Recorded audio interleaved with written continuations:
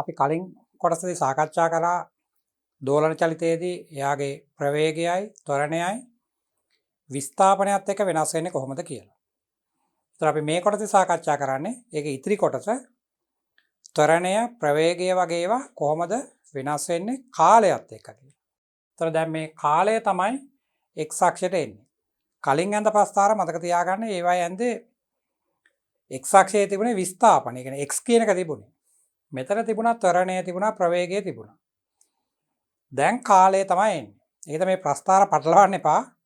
ඔයාලා නිකන් මතක තියාගෙන හිටියට වැඩක් නැහැ. විභාගයට ගියාම ඒගොල්ලෝ අහලා තියෙන ප්‍රස්ථාරයේ x අක්ෂයේ පෙන්වන්නේ මොන රාශියද කියලා බලන්න. ඒ රාශියත් එක්ක තමයි මේ ප්‍රස්ථාරය ගලප ගන්න වෙන්නේ. දැන් කාලය සම්බන්ධ කරන්න නම් අපිට අර නැවත යන්න වෙනවා වෘත චලිතයට. දෝලන චලිතයේදී අපිට එයාගේ අංශුවේ පිහිටීමත් එක්ක අර කෝණය බලන්න බෑනේ. එයා රේඛාවකනේ යන්නේ. ඒක නිසා මේ කෝණය ගැන හොයාගන්න ඕන නිසා අපි නැවත යනවා මුල් කොටසට වෘත්තාකාර පෙතට. වෘත්තාකාර පෙතේ සම්පූර්ණ රවුමක් යනකොට අපිට කෝණය කියන්න පුළුවන් අංශක 0 ඉඳලා අංශක 360 දක්වා එයා විචලනය වුණා කියලා. එතනින් පටන් අරන් අපි මේ කොටසට එමු. එතන පුළුවන් මේ කෝණික ප්‍රවේගය කාලය අතර සම්බන්ධයක් අපිට ගොඩනගන්න. අපි මේකට අදාළ රූප තරණ නැවත අඳිමු.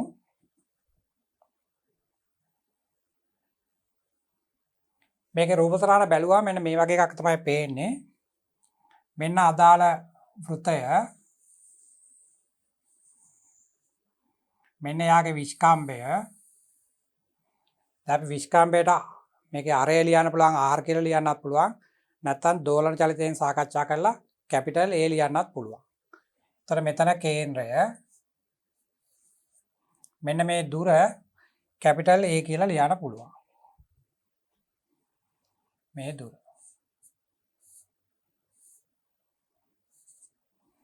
අපි ඒකට කිව්වේ විස්තරය කියලා. දැන් පටන් ගන්නකොට අංශුවේ ඉන්නේ කේන්ද්‍රයේ.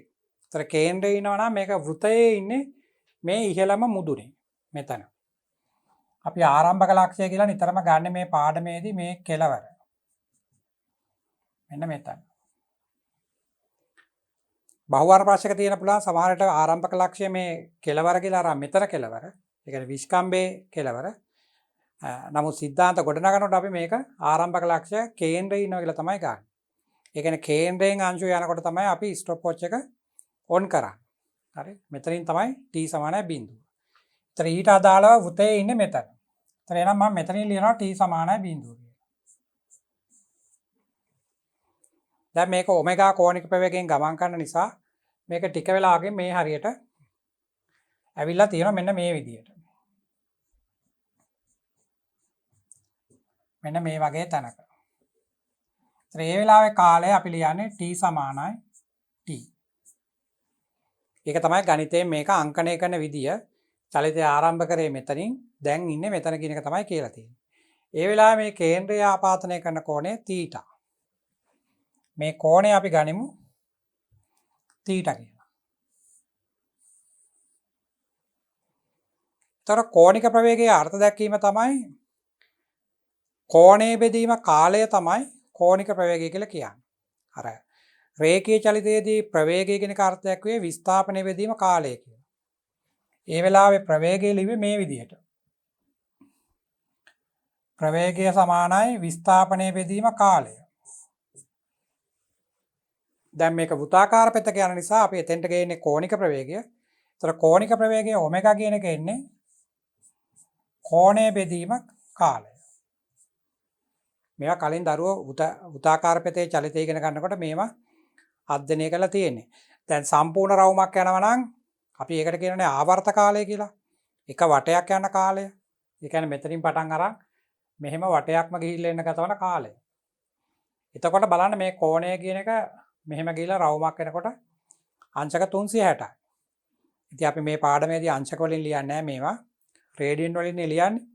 එතකොට මේ θ වෙනුවට දාන්න ඕන 2.5 කියලා. මේ සිම්පල් t වෙනුවට ලියන්න ඕන ආවර්ත කාලය කැපිටල් T කියලා. එතකොට අපිට එන්නේ මේක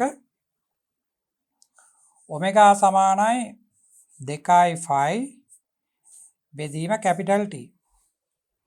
එතකොට අර ජනප්‍රිය සමීකරණය එනවා t සමානයි 2යි බෙදීම ඔමෙගා කියලා. ආවර්ත කාලය t සමානයි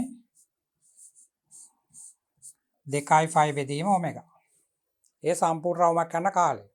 ඒක මෙතෙන්ටත් ගැලපෙනවා.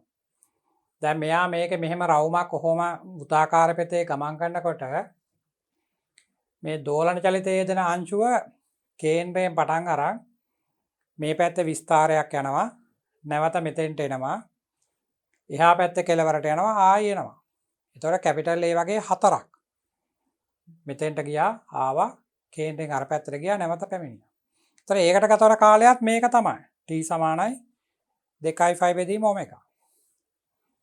එතකොට මෙතනින් අපිට පුළුවන් මෙන්න මේ සමීකරණය කෝණයයි කෝණික ප්‍රවේගයයි කාලයයි සම්බන්ධ කරලා සාධාරණ සමීකරණයක් ලියන්න. මේක විශේෂ සමීකරණයක්. මේක සම්පූර්ණ රවුමක් යන ගත වන කාලය. මේක සම්පූර්ණ රවුමක් යන නෙමෙයි ඕනම පිටීම් දෙකක් අතර යන කාලය. මේ සමීකරණයෙන් එන්නේ. මෙන්න මෙයා. දැන් උදාහරණයක් විදිහට දරුවන්ට කිව්වොත් මේ කේන්ද්‍රයේ ඉඳලා මෙන්න මේ කෙළවරට යන්න ගත වන කාලය සොයන්න කියලා. කේන්ද්‍රයේ ඉඳලා මේ කෙළවරට යන්න ගත වන කාලය. ඒතර ඒක දරුවන්ට හොයන්න පුළුවන් මේකෙනුත් හොයන්න පුළුවන්. මෙතන තියෙනනේ සම්පූර්ණ රවුමක් යන ගත වන කාලය. ඒතර ඒකෙන් 4න් පංගුවයි. මේක 4ට බෙදුවම එනවා මේ මෙතන ඉඳලා මෙතෙන්ට යන ගත වන කාලය. නමුත් එහෙම නැතුව මේ පැත්තේ මැද ඉඳලා මේ පැත්තේ මැදට එන කාලය හොයන්න කිව්වොත් මේ පැත්තේ මැද ඉඳලා මේ පැත්තේ මැදට එන්න කාලයක් සොයන්න කියලා කියනවා. එතකොට අපිට මේක පාවිච්චි කරන්න බෑනේ. ඒතර අපිට පාවිච්චි කරන්න මේ සමීකරණය. මෙන්න මේ සමීකරණය. මම ඒකටත් මෙතන පොඩි රූප තරණක් අඳින්නම්. මේ වගේ. අපිට නිකමට කියලා තිබුණොත් මෙන්න මේ වගේ සොයන්න කියලා. මේ වෘතය තියෙනවා. මේ විස්කම්භය මෙතන කේන්ද්‍රය අපිට කියනවා මේ පැත්තේ හරි මැද ඉඳලා මේ පැත්තේ මැදට මෙන්න මෙතන ඉඳලා මෙතෙන්ට යන ගතවන කාලය සොයන්න කියලා. ඒතර ඒකට අපි මෙන්න මේක පාවිච්චි කරන්න හදාන්නේ. ඒතර මෙතන තියෙනනේ තීටා කෝණයක්. ඒතර ඒ කෝණය මේකේ ඇත්තටම පේන්නේ නැහැ. රේඛාවක් දිගේ අංශුවක් චලිත වෙනකොට අපිට කෝණය හොයාගන්න බෑනේ. කෝණය පේන්නේ නැහැ. ඒක නිසා අපි කරන්නේ මේකට අදාළ වෘතයෙන් හිතනවා. අර අතරින් හිතනවා. මොකද රවුම යනකොට අපිට කෝණය පේනවනේ. ඒක නිසා රේඛීය චලිතයෙන් අපිට හොයාගන්න අපහසු දේ වඩා පහසුවෙන් බලා ගන්න අපි ඒකට අදාළ වෘත චලිතය තමයි හොයන්නේ. එහෙනම් මම මෙහෙම කරන්නම්. මෙතන අපි අංශුව මේ පිහිටීම අපි රවුමට අරගෙන යන් මෙහෙම. මෙතන. මෙන්න අංශුව මෙතන හිටියා. මේ පිහිටීම අරන් යනවා මෙතෙන්ට. මෙන්න මෙතන ඉන්නවා. එහෙමනම් අපි මේ ලක්ෂ දෙක දාමු AB PQ කියලා. මේක P මේක Q. ඒතර P වල ඉඳන් Qට එනවා කියලා කියන්නේ මේ වෘත්තාකාර පෙතේ මෙතන ඉඳලා මෙතෙන්ට එනවා. ඒතර ඒ කෝණය හොයාගත්තා නම් හරි. මෙන්න මේ කෝණය. ඒතර ඒ කෝණය හොයන්නේ ආරම්භක ලක්ෂයයි මේ අවසාන ලක්ෂයයි මේ වෘතයේ කේන්ද්‍රයට යා කරනවා. කේන්ද්‍රයට යා කරනවා. මේ වගේ. මෙන්න මේ ලක්ෂය මෙතෙන්ට යා කරනවා. මේ ලක්ෂයත් මෙතෙන්ට යා කරනවා. එතන මෙන්න මෙයා තමයි කෝණය. මම ඒක ඇල්ෆා කියලා දැම්මා. මම මේ ඇල්ෆා කියලා කෝණය කියන්නේ මේ විස්තරයේ හරි මැද ඉඳලා මේ පැත්තේ හරි මැදට එන්න ගතවන කාලය හොයන්න.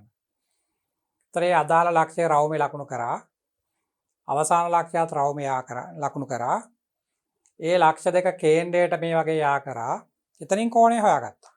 ඊට පස්සේ ඒක ගිහින් දානවා මෙන්න මෙතෙන්ට. ඒතර අපිට ලියන්න පුළුවන් එනම් ඔමේක සමානයි ඇල්ෆා බෙදීම t. ඒතර t කියන්නේ ඇල්ෆා බෙදීම ඔමේගා.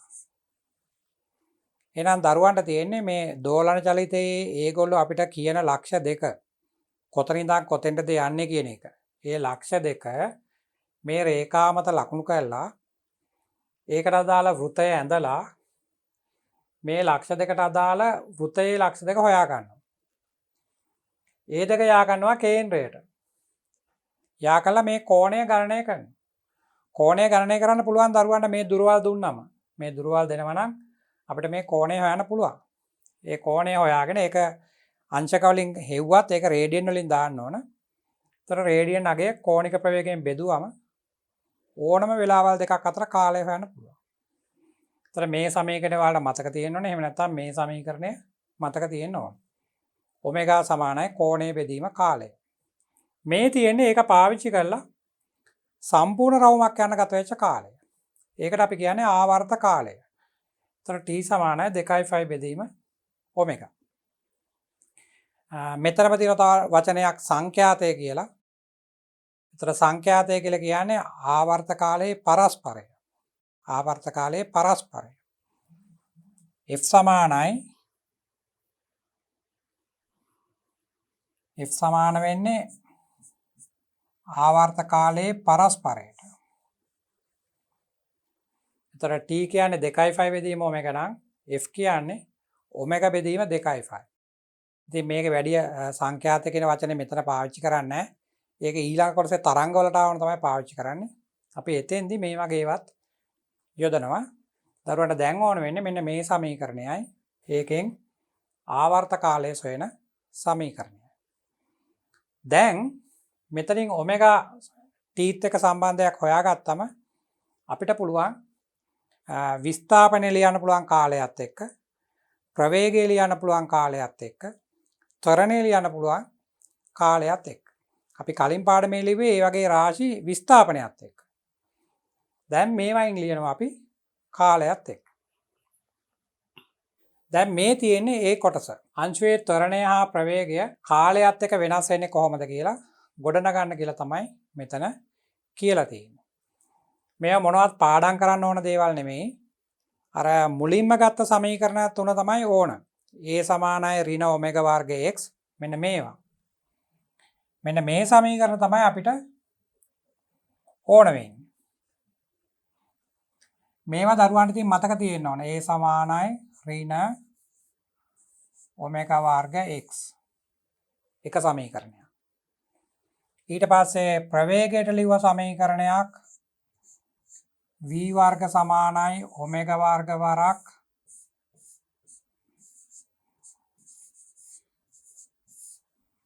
a වර්ග ඍණ x වර්ග. මම කලින් සමීකරණ ලියනකොට මේ a වලට r ලිව්වේ අර වෘතයේ අරය r කියලා අරන්. ඉතින් මේ කැපිටල් A කියන්නේත් ඒ විස්තරයනේ. වෘතයේ අරය තමයි. එතකොට a වර්ග ඍණ x වර්ග. මේක ප්‍රවේගයට ලිව් එක, මේක ත්වරණයට ලිව් සමීකරණය. මෙතන විචාරලේ x. මේ දෙක දන්නව නම් දැන් මට අතන කාලය සම්බන්ධ පොඩි සමීකරණයක් අරගෙන පුළුවන් මේ ත්වරණය ප්‍රවේගය ඒවා ගෙනියන්න කාලයත් එක්ක සම්බන්ධ කරලා. මේ තරම් අර දැන් අපි ගොඩනගන හදන සමීකරණ මතක තියාගෙන ඉන්න ඕනේ නැහැ. මේ සමීකරණ දෙක නම් අපිට මතක තියෙන්න ඕන. දැන් අපි බලමු මේකට කාලය සම්බන්ධ කරන්නේ කොහොමද කියලා.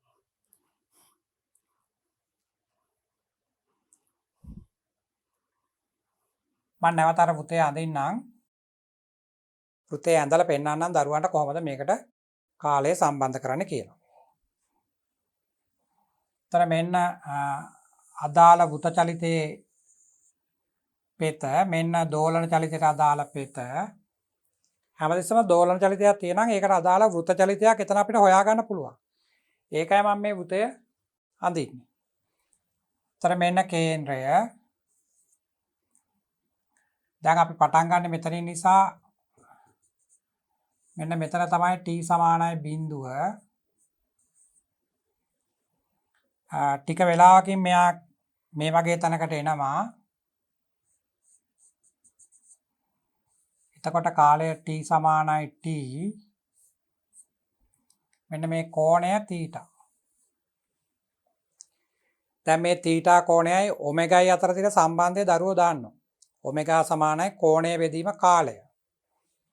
එහෙනම් අපිට ලියන්න පුළුවන් කෝණික ප්‍රවේගය ඔමෙගා සමානයි කෝණය බෙදීම කාලය. මේ අංශුව මේ පැත්තට යන්නේ ඔමෙගා කෝණික ප්‍රවේගය. තර වෘත්තාකාර පෙතේ මෙතන ඉන්නවා නම් රේඛාවේ ඉන්නේ මෙන්න මෙතන පල්ලෙහා. මෙන්න මෙතන. අපි මේ අංශුවට තියෙන දුර තමයි x කියලා ගත්තේ. කේන්ද්‍රේ ඉඳලා මනින්නේ මේ පැත්තට තමයි මනින්නේ. ඒ දුර තමයි x කියලා ගත්තේ. දැන් මෙතන x තියෙනවා, මෙතන කෝණය තියෙනවා. කෝණයයි කාලය අතර සම්බන්ධයක් මෙතන පේන්න තියෙනවා. ඒතර දරුවන්ට මෙතනින් θ ලියන්න පුළුවන් මේ t ගෙන් මේ පැත්තට වැඩි කරලා. θ සමානයි ඔමේගා t කියන. දැන් මෙතන ලියමු විස්ථාපනය. සාධාරණ අවස්ථාවේ කේන්ද්‍රේ ඉඳන් අංශුව ගමන් කරපු විස්ථාපනයනේ මේ x කියලා කියන්නේ. ඒතර දරුවන්ට x ලියන්න පුළුවන්.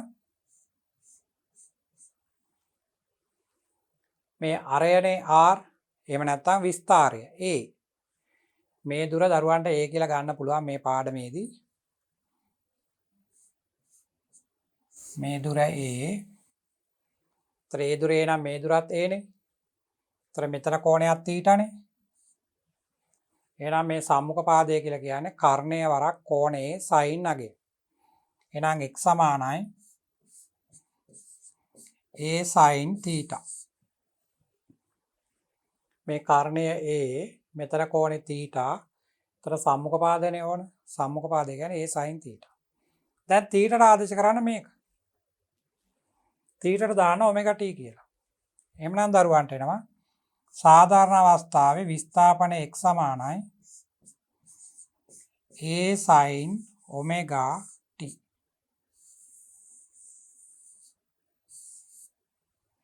මෙන්න මෙයා තමයි අංශුවක් දෝලන චලිතයක යෙදෙනකොට එයාගේ විස්ථාපනය කාලයත් එක්ක සම්බන්ධ වෙන සමීකරණය.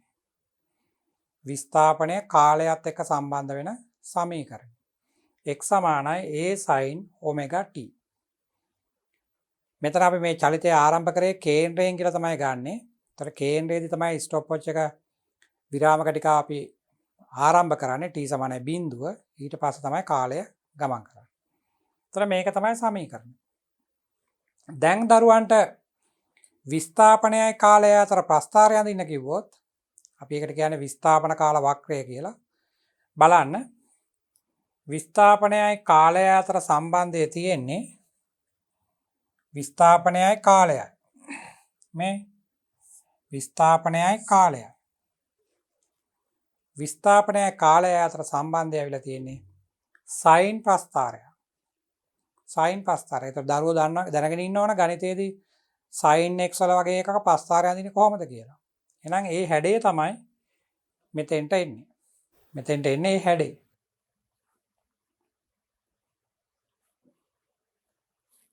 දැන් මේක දරුවන්ට මතක තියාගන්න ඉන්න ඕනේ නැහැ. sin ප්‍රස්ථාරයක් අඳින්න දරුවෝ දන්නවා. මෙන්න මේ උතාකාර පෙතේ මෙතන කෝණය θ කියලා දාලා මේක x කියලා ලිව්වම දරුවන්ට මේක ලියන්න පුළුවන්. කෝණික ප්‍රවේගය ඔමෙගා කියන්නේ කෝණය බෙදීම කාලය කියලා. වෘත්ත චලිතය පාඩම කරන කාලෙත් මේ ටික උගන්වනවා. ඉතින් පොඩි දෙයක් මතක තියාගන්න තියෙන්නේ. දැන් අපි මේකේ ප්‍රස්ථාරය අඳිමු. මෙතන sin අගයක් තියෙන්නේ. sin අගයක් කවදාවත් එකට වඩා වැඩි වෙන්නේ නැහැ. එහෙනම් මේ ටිකට ගන්න පුළුවන් උපරිමාගේ 1යි. sin කොටසට ගන්න පුළුවන් උපරිමාගේ 1යි. ඒතර මේක එකක් වුණොත් තමයි මෙතන x සමානයි a වෙන්නේ. ඒක හරිනේ ඉතින්. කේන්ද්‍රයේ ඉඳලානේ මනින්නේ දුර. ඒක a ට වඩා වැඩි වෙන්න බෑනේ. එහෙනම් වැඩිමගේ a. අනිත් හැමතිස්සෙම ඊට වඩා අඩුයි. එහෙනම් අපි මේකට sin ප්‍රස්ථාරයක් අඳිමු.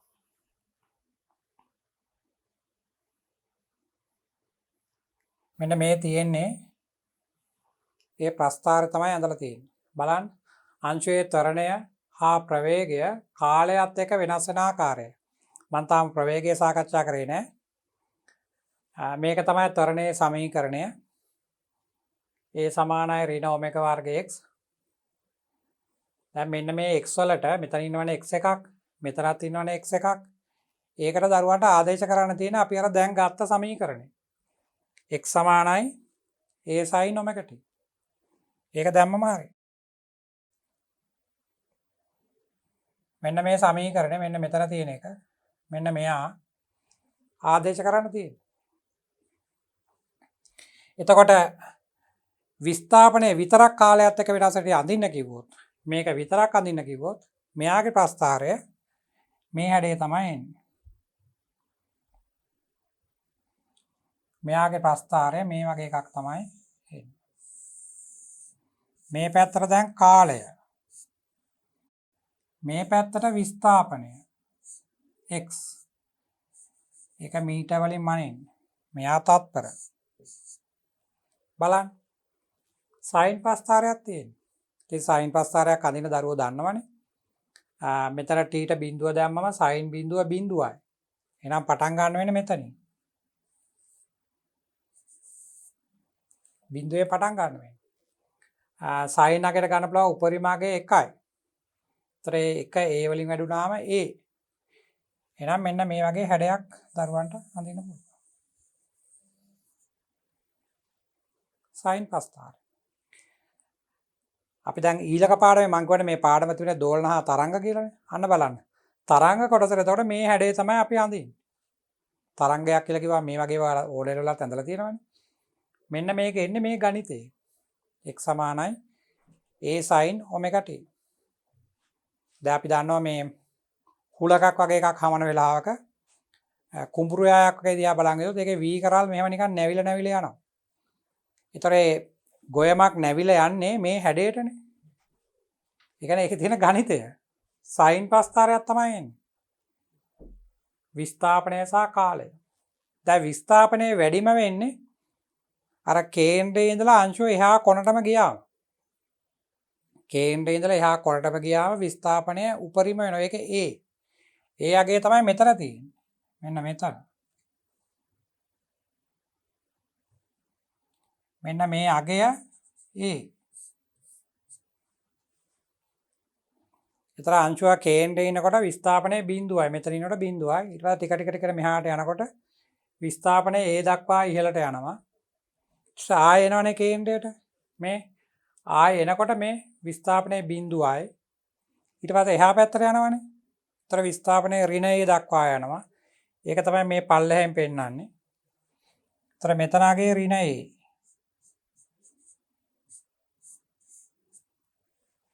එහා කොනට ගියා. ඒතර ආය මැදට. ඒක තමයි මේ තියෙන්නේ. මෙතන.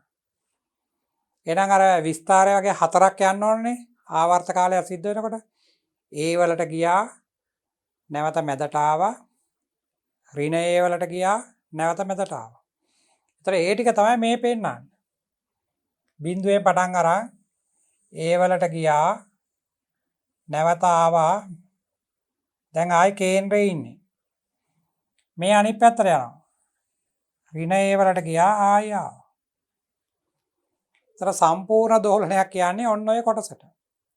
A 2යි A 3යි A 4යි. අපි පෙන්නන්නේ ඒ අර මෙහාට ගියාට ඒ දුර පෙන්නන්නේ y අක්ෂයෙන් පෙන්නන්නේ. එතකොට ඒකයි මේ A දක්වා ගියා බිඳුවට ආවා ඍණ Aට ගියා නැවත බිඳුවට ආවා. එතකොට මෙන්න මේ කොටසට අපි කියනවා එක ආවර්තයක් කියලා. එක ආවර්තයක්. ඊට පස්සේ ආයිමත් සිද්ධ වෙන්නේ ඒකනේ මෙහෙම ඇවිල්ලා ආයි යන්නෙත් ඒකමනේ. සයින් ප්‍රස්ථාර එකම හැඩේනේ ඔහම එන්නේ. ඒක තමයි මේවට ආවර්තීය චලිත කියලා කියන්නේ. හැමතිස්සෙම එකම දේ තමයි වෙන්නේ. සංසාරයේ ගමන් කිරීම වගේ තමයි. මෙහෙම ගිහිල්ලා මේ නැවතා මුලට ඊළඟ එක ආයෙමත් එතෙන්ට යනවා. ඊළඟ එකත් ඔහම යනවා. මේ ඉස්සරහට පෙන්නන්නේ කාලය යනවා කියන එක.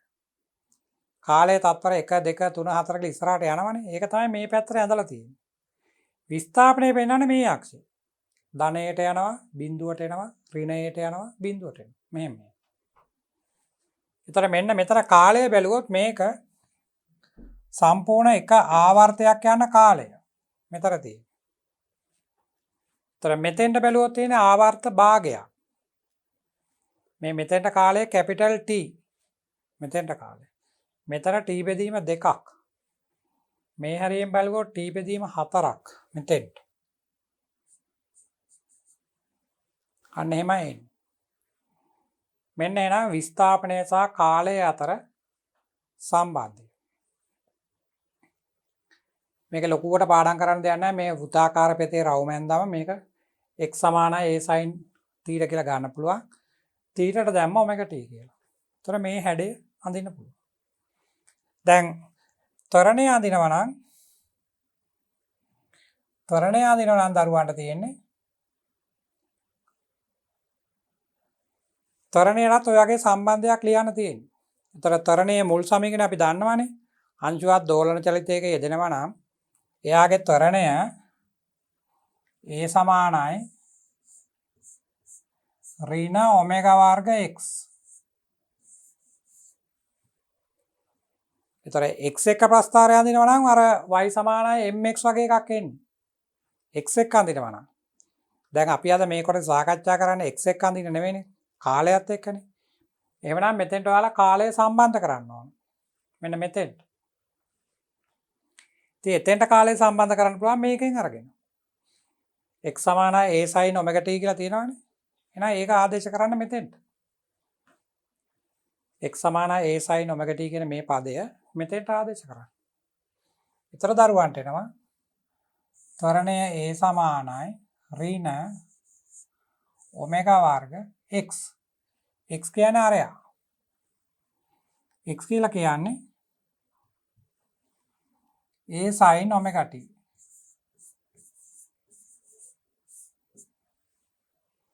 එහෙනම් ත්වරණය කාලයක වෙනස් වෙන්නේත් sin ප්‍රස්ථාරයක්. මේ ඉස්සරහා තියෙන නියත මේ ඔමෙගා වර්ග කියන එක මේ කැපිටල් A කියන විස්තරය ඒවා ප්‍රස්ථාරයේ හැඩයට බලපාන්නේ නැහැ. ප්‍රස්ථාරයේ හැඩයට ඒවා බලපාන්නේ නැහැ. හැඩය sin ප්‍රස්ථාරයක් තමයි. අර y අක්ෂයේ ලකුණු කරන අගය තමයි පොඩ්ඩක් වෙනස් වෙන්නේ මෙන්න මෙතන තියෙන පදයට එක්ක. නැත්තම් මූලික වශයෙන් ගණිතයෙන් හිතුවම ත්වරණය කාලයත් එක්ක වෙනස් වෙන ප්‍රස්ථාරය මොකක්ද කියලා අහුවොත් අපිට කියන්න වෙන්නේ sin ප්‍රස්ථාරයක් කියලා. sin ප්‍රස්ථාරය හැබැයි ඍණ ලකුණක් තියෙනවා. ඒතර ඉස්සරහින් ඍණ ලකුණක් ආවොත් අර අපි සාමාන්‍යයෙන් හුරු පුරුදු sin ප්‍රස්ථාරය දිනන මෙහෙම අඳින. ඒක පොඩ්ඩක් අනිත් පැත්ත හරවලා තමයි අඳින්නවා. මෙන්න මේ වගේ එකක් එන්නේ. sin ප්‍රස්ථාරය එන්නේ ඍණ ලකුණක් එන නිසා මෙන්න මේ වගේ එකක්.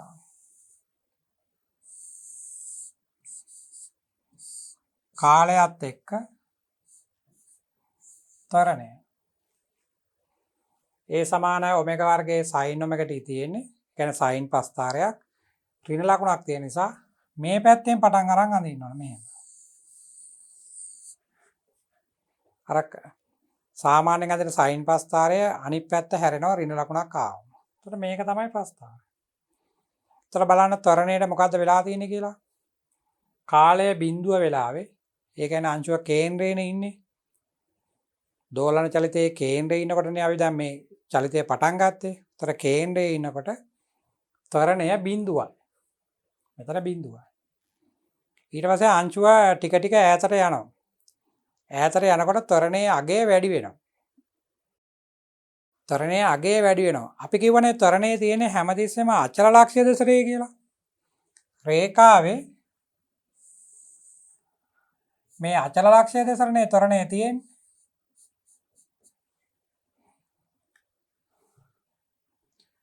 ත්වරණයේ තියෙන්නේ මේ පැත්තට.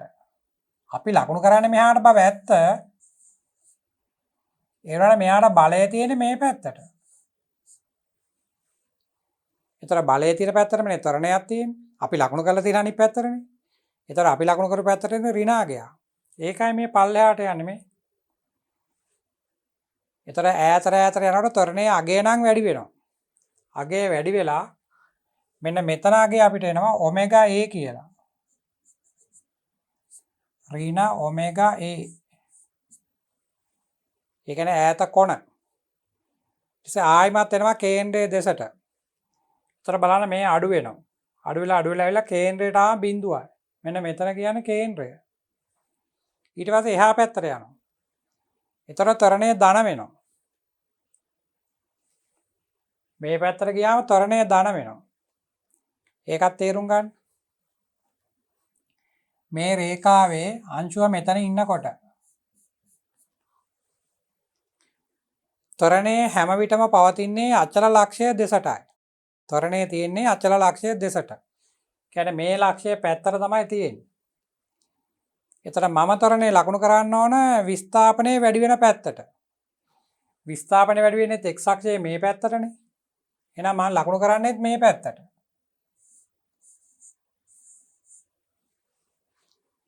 ඒතර ඉතින් හරිනේ. ත්වරණය ලකුණු කරලා තියෙන විස්ථාපනය වැඩි වෙන පැත්තට. තියෙන්නේ අචල ලක්ෂය පැත්තටමනේ. ඒ කියන්නේ අපි ලකුණු කරපු පැත්තටමනේ තියෙන්නේ. ඒ කියන්නේ ධන. ඒක තමයි මේ හරිය ධන පෙන්නන. තර සම්පූර්ණ ආවර්තයක් කියන්නේ මොකද්ද? කේන්ද්‍රයෙන් පටන් ගත්තා. කෙලවරට ගියා. උපරිම ඍණාගයක් ආවා. ආයමත් අඩු වුණා. මේ ආයි කේන්ද්‍රය. මේ එහා පැත්තට යන ටික. මේ ආයි කේන්ද්‍රය. එහෙනම් මෙන්න මෙතන තමයි ආවර්තය. මෙන්න මේක සම්පූර්ණ ආවර්තයක්.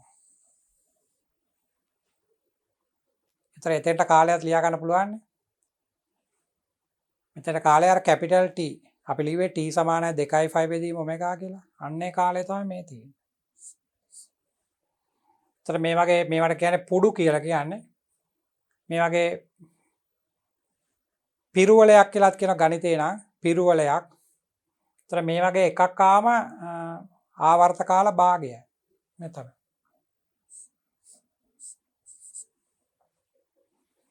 මෙන්න එනම් ත්වරණය වෙනස් වෙන විදිය කාලයත් එක්ක.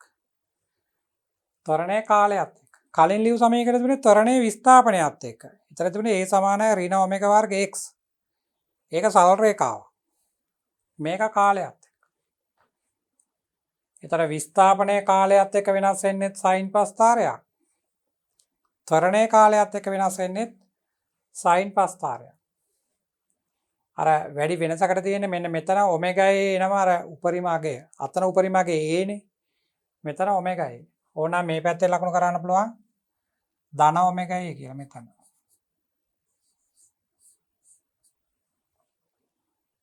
දරුවන්ට මේවා පාඩම් කරන්න නැතුව මතක තියාගන්න පුළුවන් වෙනවා. ඇත්තට මෙතන ගොඩාක්ම මතක තියාගන්න දෙයක් නැහැ. මේක දන්නවනම් අර මූලික සමීකරණ දන්නවනම් ඒවට ආදේශ කරලා ඒවලේ හදලා ගන්න පුළුවන්. ඒවලේ හදලා ගන්න නැත්නම් මේ ඔක්කොම පාඩම් කරලා යන්න බෑනේ අපිට. right. දැන් අපි බලමු ප්‍රවේගය ලියන්න. ප්‍රවේගයේ කාලයත් එක්ක ලියන්න බලමු. අපි කලින් ලිව්වේ මොකද්ද? ප්‍රවේගයේ විස්ථාපනයත් එක්ක. ඒක මේ වගේ සමීකරණයක්.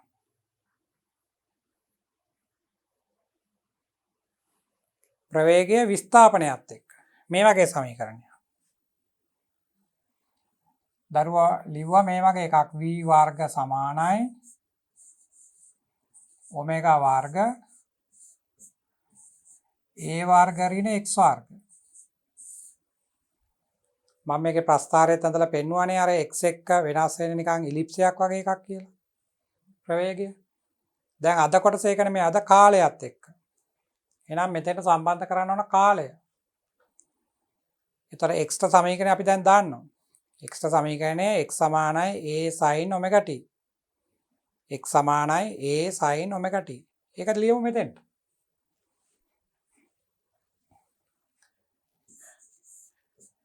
x සමානයි a sin omega t. එහෙනම් ඒක ආදේශ කරොත් අපිට එනවා ප්‍රවේගයේ වර්ගය සමානයි ඔමෙගා වර්ග a වර්ග ඍණ x වර්ග. x වර්ග කියන්නේ මේකේ වර්ගය. ඒ කියන්නේ a වර්ග sin වර්ග ඔමෙගා t. මේ sin කොටසක වර්ගයක් ලියන්න තියෙන්නේ. සාමාන්‍යයෙන් මේ වගේ ත්‍රිකෝණමිතික සිතවල sin වලට වර්ගය ලියනකොට අපි වර්ගය ලියන්නේ මේ sin ගා මෙතන උඩින්. නැතුව වරහණක් දාලා මෙහෙම ලියන්නේ නැහැ. මෙහෙම ලියන්නත් පුළුවන්. මෙහෙම ලියලා මෙන්න මෙහෙම වරහණ දාන්න පුළුවන්. ඉතින් හැමතිස්සෙම වරහන් තම ලියන්න කියන කරදරයිනේ. ඒක නිසා ගණිතයේදී ඒක පුරුදු කරලා තියෙන්නේ. මේ වර්ගය මෙන්න මෙතන ලියන්න කියලා මේ එන්න අකුර ගාව. ඒකයි මම මෙහෙම ලිව්වේ. දැන් මෙතන තියෙනවා a වර්ගය පොදුයි කියලා. මෙතනත් ඉන්නවා මෙතනත් ඉන්නවනේ. ඒතර ඒක පිටට ගන්න පුළුවන්. පොඩි ගණිතයක් තියෙනවා. පොඩි ගණිතයක් තියෙනවා. ඒතර දරුවන්ට එනවා v වර්ග සමානයි a වර්ග ඔමෙගා වර්ග.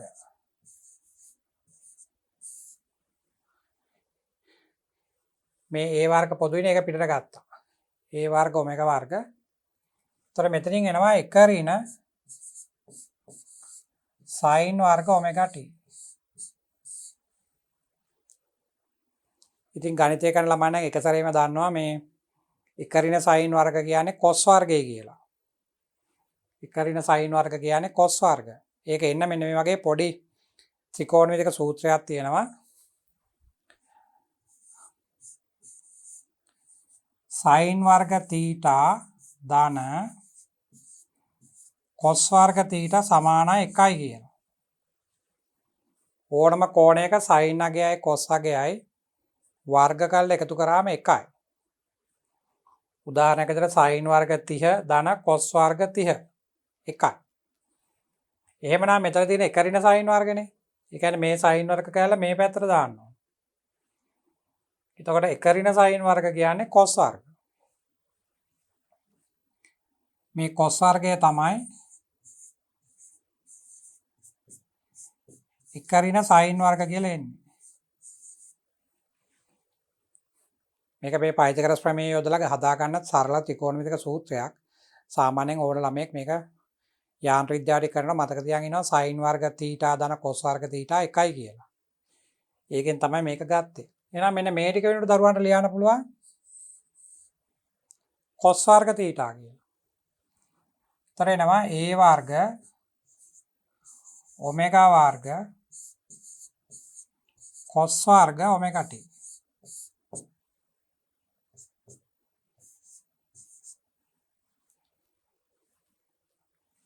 මේක ඊටම ලස්සන සුළු වෙන හැම එකෙම වර්ගපද තියෙනවානේ. ඒක නිසා අපිට මේකේ වර්ගමූලය ගන්න පුළුවන්. වර්ගමූලය ගත්තොත් v සමානයි a ඔමෙගා cos ඔමෙගා t කියලා එනවා. v සමානයි a ඔමෙගා cos ඔමෙගා t.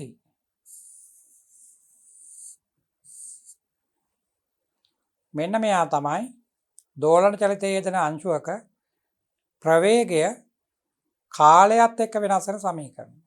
ප්‍රවේගය කාලයත් එක්ක වෙනස් වෙන සමීකරණය තමයි v සමානයි a ඔමෙගා cos ඔමෙගා t. විස්ථාපනයේ කාලයත් එක්ක වෙනස් වෙන x සමානයි a sin ඔමෙගා t. ත්වරණයට ආවා මේ sin ඔමෙගා t කියලා එහෙම ඇවිල්ලා තව ඔමෙගා එක ආවා ඉස්සරහට ඍණ ලකුණක් ආවා. ඍණ a ඔමෙගා sin ඔමෙගා t කියලා. මේ තියෙන ප්‍රවේග සමීකරණය. ගණිතය ගැන දරුවෝ නම් දන්න සාමාන්‍යයෙන් මේ විස්ථාපනයේ sin නම් ප්‍රවේගය කියන්නේ cos කියලා. අර අවකලනය කරලා ගන්න එක. එහෙමත් ඕනනම් දරුවන්ට මේක ගන්න පුළුවන් ඉතින්. නමුත් ඉතින් ගණිතමය ආකෘතියෙන් බෑනේ අපිට මේ ෆිසික්ස් විස්තර කරගන්න ජීව විද්‍යාව කරන දරුවන්ට. ඒ නිසා මේ විදිහට තමයි මේවා කියලා දෙන්න වෙන්නේ. a sin ඔමෙගා t ඊට පස්සේ එකෙන් එනවා ත්වරණ ප්‍රවේගයට එනවා a ඔමෙගා cos ඔමෙගා t. අපි කලින් ත්වරණයට සමීකරණයක් ගත්තා මේ තියෙන්නේ.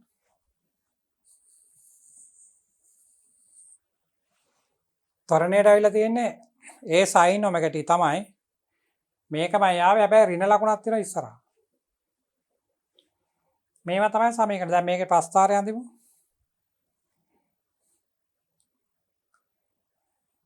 මේකේ ප්‍රස්ථාරය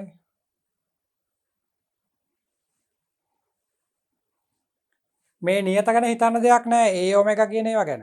අපිට හිතන්න තියෙන විචාල දෙක. මෙයානේ y t ඉන්නවා මෙතන.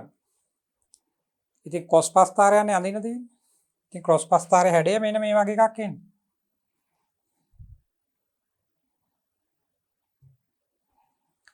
ක්‍රොස් ප්‍රස්ථාරයේ හැඩය මේ වගේ එන්නේ. මේ පැත්තට කාලය මෙහෙට ප්‍රවේගය. ක්‍රොස් ප්‍රස්ථාරයක්. ක්‍රොස් ප්‍රස්ථාරයේ මේ මෙතන t වලට බිඳුව දැම්මම ඒ කියන්නේ පටන් ගන්නකොටම cos බිඳුව 1යිනේ. ඒක තමයි උපරිමාගය. cos වලට ගන්න පුළුවන්. cos වලයි sin වලයි දෙන්නටම ගන්න පුළුවන් උපරිමාගය ධන 1යිනේ. අවමගය ඍණ 1යි. එහෙනම් මෙතෙන්ට බිඳුව දැම්මම එනවා cos බිඳුව කියලා එනවා. cos බිඳුව 1යි. ඒතර a ඔමෙගා එන්නේ. එහෙනම් වැඩිමාගය තියෙන්නේ පටන් ගන්නකොට.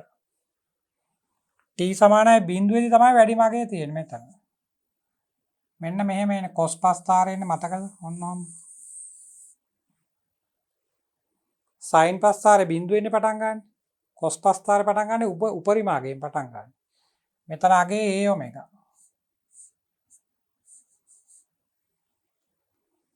ඒක හරිනේ අපි කියවනේ අර අංශුවත් දෝලන චලිතයේ යෙදෙනකොට රේඛාව දිගේ එහාට මෙහාට යනකොට කේන්ද්‍රයේදී තමයි උපරිම වේගය තියෙන්නේ කියලා. කේන්ද්‍රයේදී තමයි උපරිම වේගය තියෙන්නේ. ඊට පස්සේ ඈතට යනකොට වේගය ඔහොම ගිහින් අඩු වෙලා කියලා බිඳුව වෙනවනේ. ඉතින් වැඩිම වේගය කේන්ද්‍රයේදී තියෙන්නේ මේ තියෙන්නේ.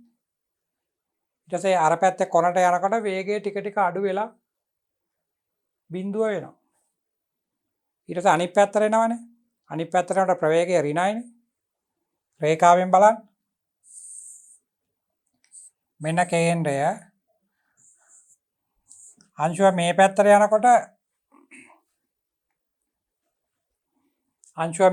යනකොට ප්‍රවේගය ධනයි.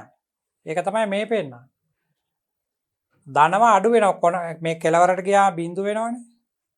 ඒතර මෙතෙන්දී බිඳුව ඊට පස්සේ අනිත් පැත්තට යනවා. මෙතෙන්ට ආවට පස්සේ මේක ඒනේ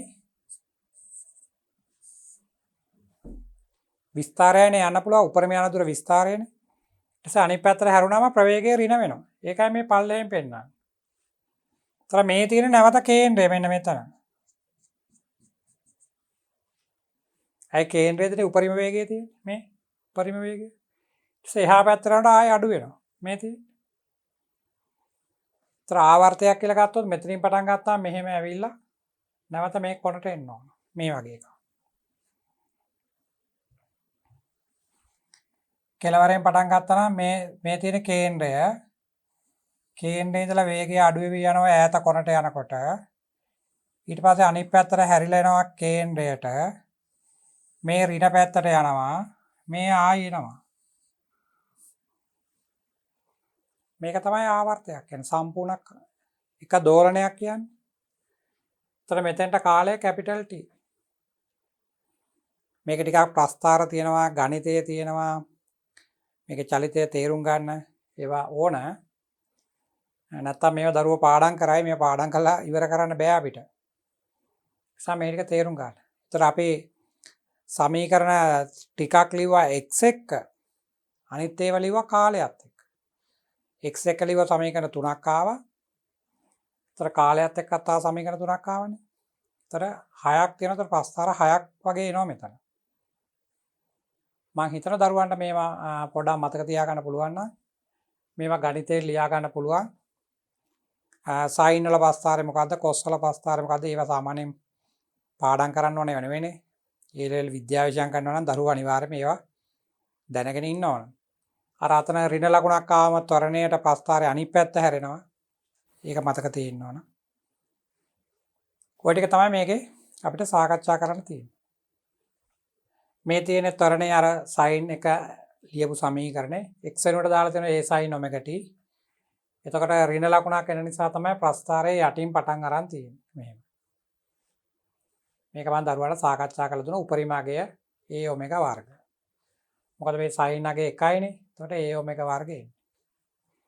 මේ තියෙන අර ප්‍රවේගයේ සමීකරණේ ඒකේ x වෙනුවට ආදේශ කරා a sin omega t.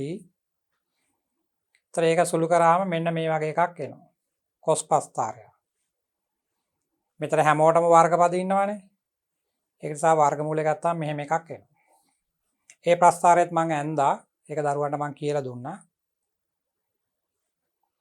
මේ තියෙන මේ ප්‍රස්ථාරය. ප්‍රවේගය කාලයත් එක්ක. ඉතින් විභාගයට ගණනක් ප්‍රස්ථාරයක් අඳිනවා මේවයි ඒකකත් ලියන්න. මෙතන ms ඍණ එක කියලා ලියන්න. මෙතන තත්පර කියලා ලියන්න. මේ තියෙන අර කලින් ඇන් දෙක විස්ථාපනයේ කාලයත් එක්ක. x සමානයි a sin omega t කියන එක මේ ඇඳලා තියෙන්නේ. ඒ වෙනුවට තමයි මේ r දාලා තියෙන්නේ මෙතන අගය. මෙන්න මේ අගය. ඒක දරුවන්ට මේ මෙතන අගේ a කියලා ලියන්නත් පුළුවන්. r කියලා ලියන්නත් පුළුවන්. ඒ අර විස්තරය තමයි ඔය තියෙන්නේ. ඒතර මෙයාගේ සමීකරණ බැලුව ගමන් දරුවන්ට කියන්න පුළුවන් මේක x සමානයි a sin omega t. sin පස්ථාර දානවා නම් මේක නිකම්ම අඳින්න පුළුවන්. මේ තියෙන්නේ ප්‍රවේගයේ කාලයත් එක්ක. එතන මෙතන එන්නේ ප්‍රවේගය v සමානයි a cos omega t.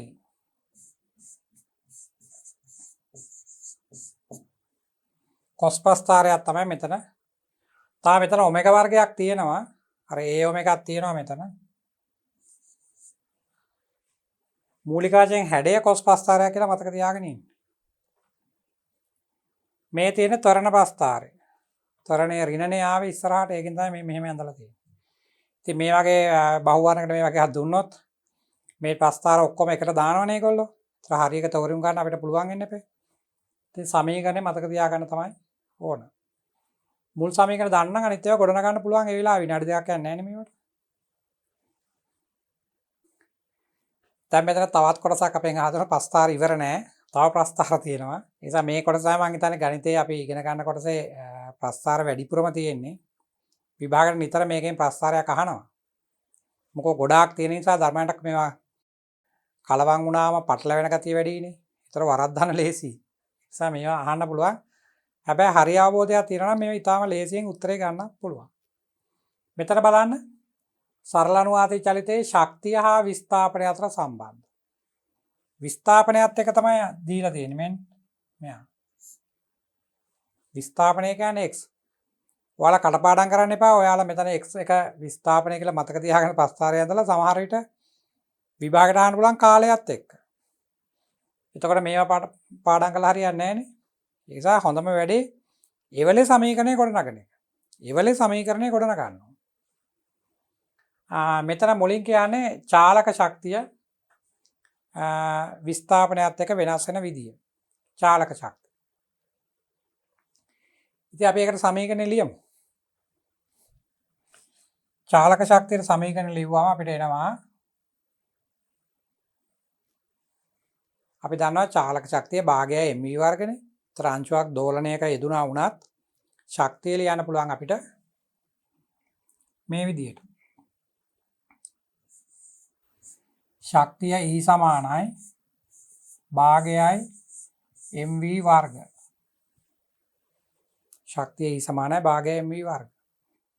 දැන් මේක ප්‍රවේගයත් එක්ක ශක්තිය අහලා තියෙනම් මේකෙන්ම අදින්න පුළුවන්. ප්‍රවේගයත් එක්ක ශක්තිය අහලා තියෙද්දි මේ පාඩමේ අහන්නේ ප්‍රවේගයත් එක්ක නෙවෙයි අහන්නේ විස්ථාපනයත් එක්ක අහන්නේ. ඒ නිසා මම මෙතන සම්බන්ධ කරන්න ඕන මේ විස්ථාපනයේ තියෙන සමීකරණය. මේ v වෙනුවට. අපි දන්නනේ ප්‍රවේගයේ සමීකරණය. ප්‍රවේගයේ සමීකරණය මෙන්න මේක. v වර්ග සමානයි ඔමෙගා වර්ග වරක් a වර්ග ඍණ x වර්ග. දැන් මෙතනක් තියෙනවා v වර්ගය, මෙතනක් තියෙනවා v වර්ගය. එහෙනම් මේ v වර්ගයට මේකෙන් ආදේශ කරන්න. ඊතර දරුවන්ට එනවා ශක්තිය සමානයි භාගයයි m වෙනවා. අතරම ඔයාලා යාන්ත්‍රික විද්‍යාව ඉගෙනගෙන ඇති මේ ප්‍රස්ථාර හඳිනකොට ඒකේ තියෙන නියත පද මේ ඉස්සරහා තියෙන ඉලක්කම් ඒව ඒ තරම් වැදගත් නැහැ. අපිට වැදගත් වෙන්නේ අර විචල්‍ය තමයි. විචල්‍ය. මෙතන භාගයයෙන් තිබුණත් භාගයෙන් තිබුණ නැතත් හැඩේ එකමයි. එහෙනම් දැන් මේ v වර්ගයට මම මේ ටික ආදේශ කරනවා. එතකොට එනවා ඔමෙගා වර්ග a වර්ග ඍණ x වර්ග. මෙන්න ශක්තිය විස්ථාපනයත් එක්ක.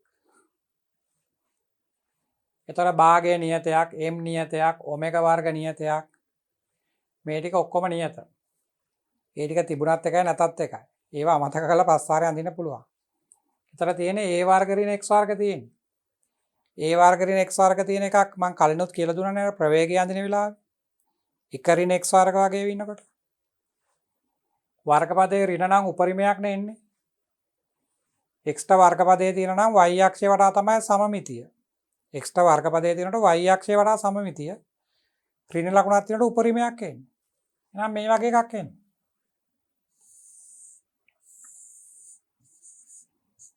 මෙහාට x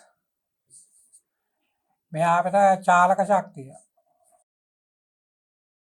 චාලක ශක්තිය. එතකොට x කියන එක මෙතන ධන a වෙන්නත් පුළුවන්.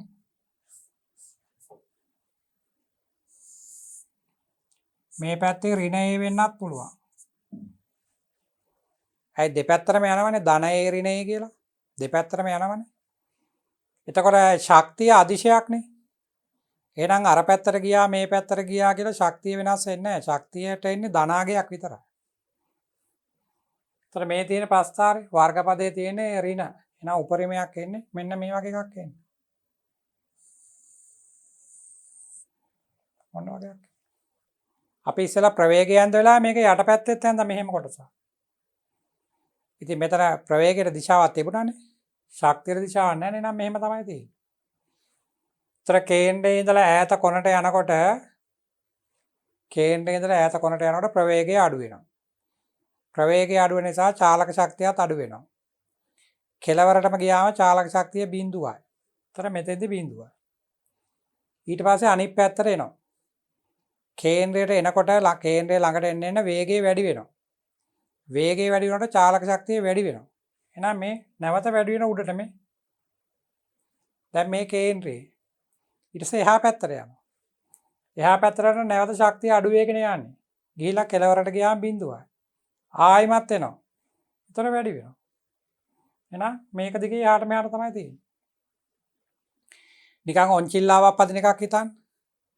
මේව පැද්දිලා යන ඔන්චිල්ලාවේ අර මැදින් යනකොටනේ වේගය වැඩිම.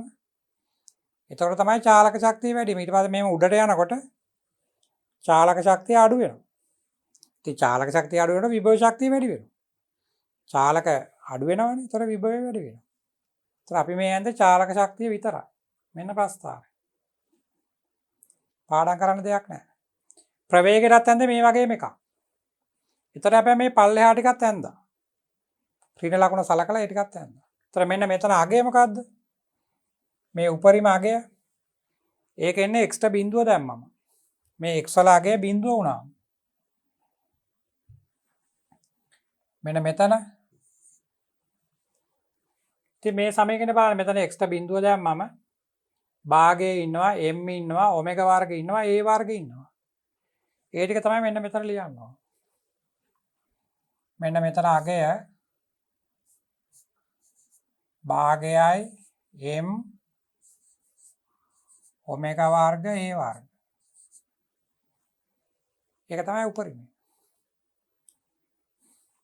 සමමිතියක් තියෙනවා y අක්ෂයේ වටා. ශක්තිය ඍණ වෙන්නේ නැති නිසා පල්ලෙහා පැත්ත ඇඳෙන්නේ නැහැ. ඔච්චරයි මේක ඉගෙන ගන්න තියෙන්නේ. දැන් ඊට පස්සේ තියෙනවා මෙතන විභව ශක්තිය අඳින්න. ඒ විභව ශක්තිය ගැන කියනකොට දරුවන්ට මුලින්ම කියන්න ඕන මේ අර විභවය කියන වචනේ ඇහුණ ගමන් විභවය කියන වචනේ ඇහුණ ගමන් දරුවෝ නිතරම හිතන්නේ මේක මේ අර MGH කියලා. ඒ කියන්නේ ගුරුත්වජ විභව ශක්තිය කියලා. එහෙම එකක් නෑ විභව ශක්තියට. විභවය කියන්නේ සාමාන්‍යයෙන් ගැබ් වෙලා තියෙනවා කියන එක. අඩංගු වෙලා තියෙනවා කියන එක තමයි විභවය කියන්නේ. ඒතර ශක්තියක් අඩංගු වෙලා ඉන්න එකකට තමයි අපි විභවයක් කියලා කියන්නේ. ඒක අර පොළවේ පිහිටීමත් එක ගත්තම තමයි අර MGH කියලා කියන්නේ. රබර් පටියක වගේ තියෙන විභව ශක්තිය. දුන්නක් වගේ එකක් ඇද්දම තියෙන විභව ශක්තිය. ඒක MGH වලින් කියන්න බෑනේ. ඒකට කියන්නේ ප්‍රත්‍යස්ත විභව ශක්තිය කියලා. ප්‍රත්‍යස්ත විභව ශක්තිය අර සමීකරණයක් ලියන්නේ භාගයයි kx වර්ග කියලා. අන්න ඒක. ඉතින් මෙතන අපිට මේ මූලික සමීකරණ ගොඩනගන වෙලාවේ මේක මේ දෝලනය සිද්ධ කරන්නේ කවුද කියලා නැහැනේ. මේක දුන්නක්ද රබර් පටියක්ද වෙන කවුරු හරිද කියලා අපිට කියලා නැහැ. ඒ ඔන්චිල්ලාවක්ද අපි දන්නේ නැහැ. දැන් ඔන්චිල්ලාවක් පැද්දෙනවා නම් එතන නම් විභව ශක්තිය කියන්නේ ඇත්තටම ගුරුත්වජ විභව ශක්තිය. MGH. සරල අවලම්බෙත් එහෙමයි. අවලම්බ බට්ටා ඒකත් එහෙමයි. දුනු සම්බන්ධෙනුත් අපිට හරියටම කියන්න බෑ ඒ ගුරුත්වජ විභව ශක්තියද දුන්නේ තියෙන ශක්තියද කියලා. ඒක නිසා අපිට විභව ශක්තිය ලියන හරියට සමීකරණයක් නැහැ. ඔයාලා ඔළුවේ තියාගන්න එපා මේ විභව ශක්තිය කිව්වම හැමතිස්සෙම මේ MGH ලියන්න ඕන කියලා. එහෙම එකක් නැහැ. ඒක නිසා විභව ශක්තිය ලියන සමීකරණයක් නැහැ. සමීකරණයක් නැති නිසා සමීකරණයක් අරන් මෙහෙම විස්තරයක් කරන්න බෑනේ. ඒ නිසා ඒ විදිහට නෙමෙයි ඒක තේරුම් ගන්න ඕන. ඒක තේරුම් ගන්න ඕන මෙන්න මේක දිහා බලලා. චාලක ශක්තිය දිහා බලලා අපි විභව ශක්තිය ඉගෙන ගන්න ඕන. මොකද මේ මුළු ශක්තිය නියතයිනේ. ශක්ති සංසිඳන අනුව මේ ඔන්චිල්ලාවක් වගේ එකක් පැද්දෙනකොට චාලක ශක්තිය අඩු වෙනවා නම් විභව ශක්තිය වැඩි වෙනවා. දෙකේ එකතුව හැමතිස්සෙම නියතයි. එන්න ඒ තර්කය යොදලා ඕන මේක ඉගෙන ගන්න. දැන් මෙතන මේ චාලක ශක්තිය උපරිමයිනේ මේ උඩටම ගිහිල්ලානේ. ඒතර චාලක ශක්තිය උපරිම වෙනවා නම් විභව ශක්තිය අවම වෙන්න ඕන. එහෙනම් මෙතෙන්ට ගැලපෙන්නේ මෙන්න මේ වගේ යට තැනක්. ඍණ වෙන්නේ නැහනේ. ඒතර මෙතන බලන්න. මෙතන චාලක ශක්තිය බිඳුව වෙලානේ. මෙහෙම පහළට පහළට අඩු වෙලා බිඳුව වෙලා. ඒතර චාලක බිඳුව වලට විභවයේ උපරිම වෙනවා. එහෙනම් මෙතෙන්ට ගැලපෙන්නේ ටිකක් උඩා ගියා. අන්න එමය ඒක තේරුම් ගන්න.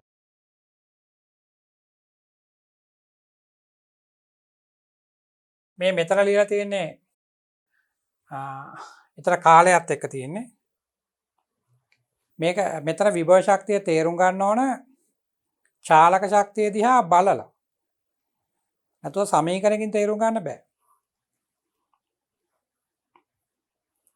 දැන් අපි යම් මෙන්න මේ ශක්ති ප්‍රස්ථාරය තේරුම් ගන්න. මේ තියෙන්නේ මම අර කලින් ගන්න චාලක ශක්ති ප්‍රස්ථාරය මේ තියෙන්නේ. චාලක ශක්ති ප්‍රස්ථාරය. තර බලන්න චාලක ශක්තිය උපරිම වෙනකොට බලන්න විභව ශක්තිය අවම කරලා තියෙනවා පල්ලෙහා. මේ රතු පාටින් පේන මේ චාලක ශක්තිය නැති වෙනකොට විභවය වැඩි වෙලා තියෙනවා. අර මේක බිඳුවකට අරයා උපරිමයට යනවා කියලා තමයි අඳින්නේ. එයා උපරිමයට මෙයා ආවම මුළු ශක්තිය ගත්තම නියතයි. ඒක තමයි මේ කෙලින් ඉරෙන් පෙන්නන්නේ. මුළු ශක්තිය නියතයි. විභාගයට අහනවා නම් මේ ප්‍රස්ථාර තුනම අපෙන් අහනවා. දැන් මේක දිහා බලන්න.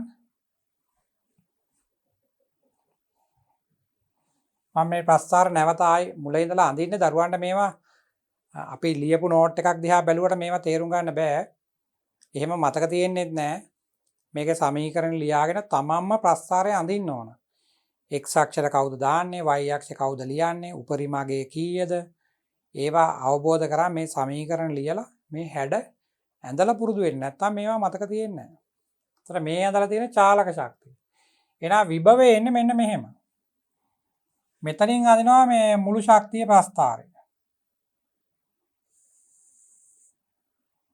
මුළු ශක්තිය නියතයි.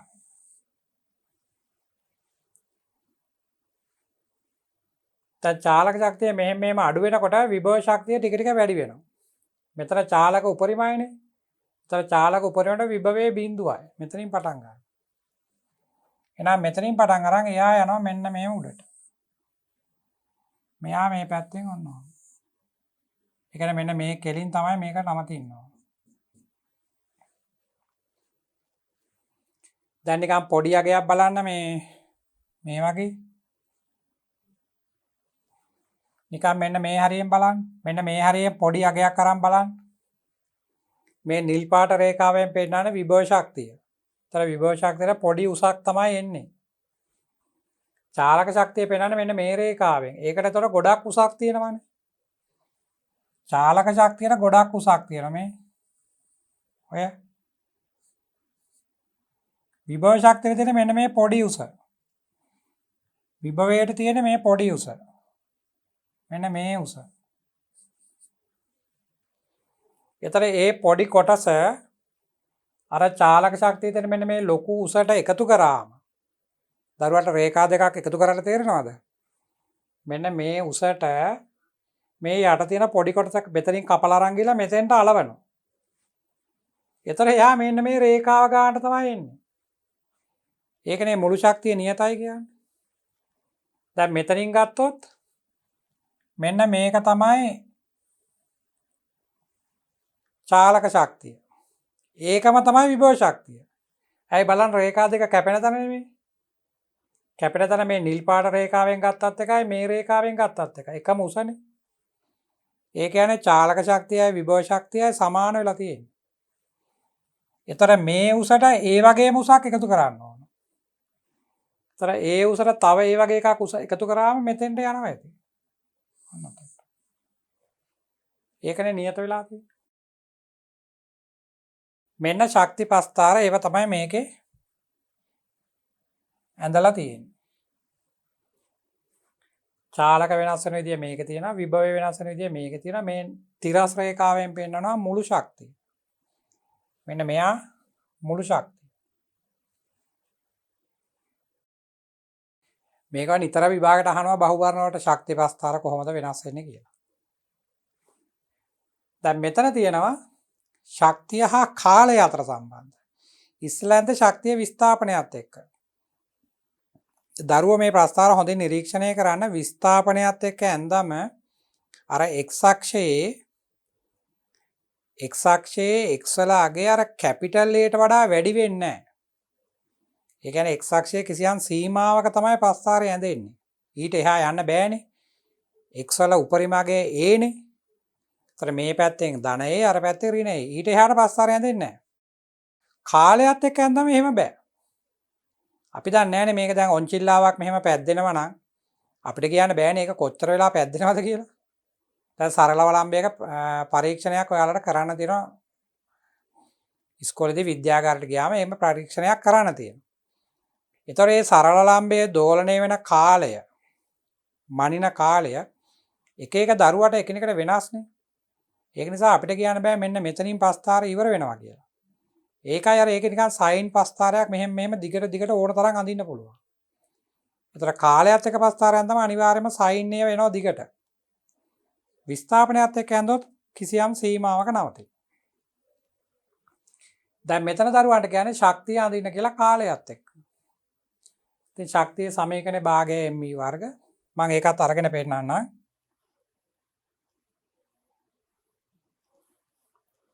කවුරුවත් ලියපු දේවල් නිකන් බලන්න එපා.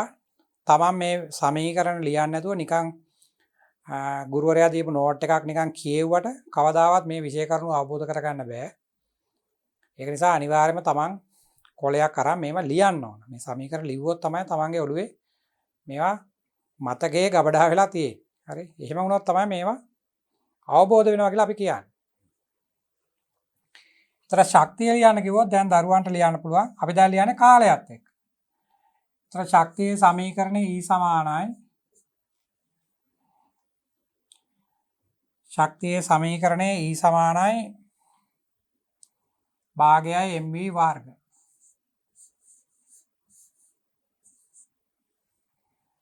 භාගයයි mv වර්ග. දැන් v වර්ගයට ලියන්න ඕන. v වර්ගයට ලිව්වොත් එන්නේ භාගයයි m v වර්ග කියන්නේ ඔමෙගා වර්ග වරක් a වර්ග ඍණ x වර්ග. ඔයාලා කලින් සමීකරණ වල මේ a වෙනුවට r එහෙමයි දැකලා ඇති. එතන ඒ අරය තමයි අරන් තියෙන්නේ. විස්තරය කියන්නේ මෙතන අරයනේ එක පැත්තකට යන උපරිම දුර. දැන් මේ x වෙනුවට දාන්න ඕන කාලයේ තියෙන සම්බන්ධය. මොකද දැන් ප්‍රස්ථාරය හදන්නේ කාලයත් එක්කනේ. ඒත් අපි දන්නවා x වලට ප්‍රස්ථාරය ආවේ ප්‍රස්ථාරය අර සමීකරණය අපි ගොඩනගුවානේ x සමානයි a sin omega t. ඒක ආදේශ කරන්න මෙතෙන්ට. ඒතර දරුවන්ට එනවා භාගයයි m omega වර්ග a වර්ග ඍණ x වර්ග. x වර්ග කියන්නේ a වර්ග sin වර්ග omega t. මේක කලින් අර ප්‍රවේගයද ගත්ත වෙලාවෙත් අපි ලිව්වනේ. a වර්ග sin වර්ග omega t. ඒතර මෙතන a වර්ගය පොදුයි. ඒක පිටට ගන්න පුළුවන්. එතකොට එනවා එක ඍණ sin වර්ග කියලා. එක ඍණ sin වර්ග කියන්නේ cos වර්ග. එහෙනම් අපිට ලියන්න පුළුවන්. දැන් මම ඒවා ආයෙ ලියන්නේ නැහැ. මෙතන a වර්ගයක් පිටට ගත්තම එක ඍණ sin වර්ග එනවා. එක ඍණ sin වර්ග කියන්නේ cos වර්ග. ඒක කලින් මම තරයක් විස්තර කරලා දුන්නා. ඒක නිසා මෙතන ලියන්න පුළුවන් භාගයයි m omega වර්ග a වර්ග cos වර්ග omega t කියලා. කලිනුත් මේක අපිට ආවා. ප්‍රවේගය ලිය වෙලාවෙත් ආවා. ඒ වෙලාව අපි අර මෙතන ප්‍රවේගයේ වර්ගයනේ හිටියේ. ඒක නිසා වර්ගමූලය අරගෙන මේක cos කරා. මෙතන. දැන් එහෙම කරන්න බෑනේ. ඒක නිසා මේක තමයි සම්පූර්ණ ශක්තිය ප්‍රස්ථාරය. ඒතර භාගය නියතයක්, m නියතයක්, ඔමේගා වර්ග නියතයක්, ඒ වර්ග නියතයක්. මේව ඒ තරම් වැදගත් නැහැ ප්‍රස්ථාරයට. ප්‍රස්ථාරයට වැදගත් වෙන්නේ විචල්්‍ය වෙනස් වෙන විදිය. ඒතර මෙයා වෙනස් වෙන්නේ කාලයත් එක්ක කොස් ප්‍රස්ථාරය. ක්‍රොස් ප්‍රස්ථාරයේ වර්ගය තියෙන්නේ. කොස් ප්‍රස්ථාරයේ වර්ගය තියෙන්නේ. ඒතර මම නිකන් කොස් ප්‍රස්ථාරයක් අන්දොත් මේ වගේනේ එන්නේ. මෙන්න මෙහෙමයි කොස් ප්‍රස්ථාරය. කොස් බිඳුව 1යිනේ. මෙතනින් පටන් ගන්න. ඒතර මෙන්න මෙහෙම එන්නේ ඕනෝම. මේ වගේ එන්නේ. දැන් එන්නේත් ඒවා ඒ ප්‍රස්ථාරෙම තමයි එන්නේ. හැබැයි ඒ ප්‍රස්ථාරේ මේ වර්ග වෙලානේ තියෙන්නේ. ඒතර වර්ග වුණාම ඍණ කතාවක් එන්න බෑනේ. ඒ ටික ධන වෙන්න බෑ. ඒක නිසා මෙන්න මේ යටින් අඳින තියෙන්නේ. ඒ ටිකත් මෙතන උඩින් අඳින්න. ප්‍රස්ථාරේ ඍණ කොටසත් ධන පැත්තට ගත්තම හරි. ඒතකොට වර්ගයේ ප්‍රස්ථාර තමයි. මෙන්න මේ ටික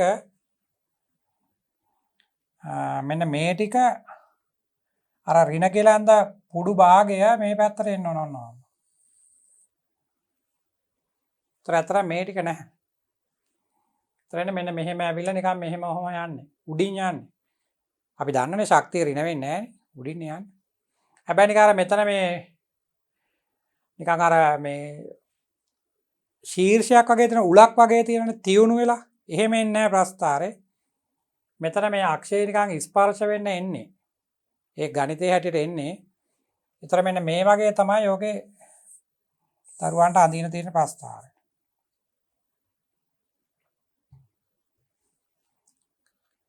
මෙහෙන් පටන් අරන් මෙතනින් ඔන්න ඔය වගේ තියෙනවා ඔන්න.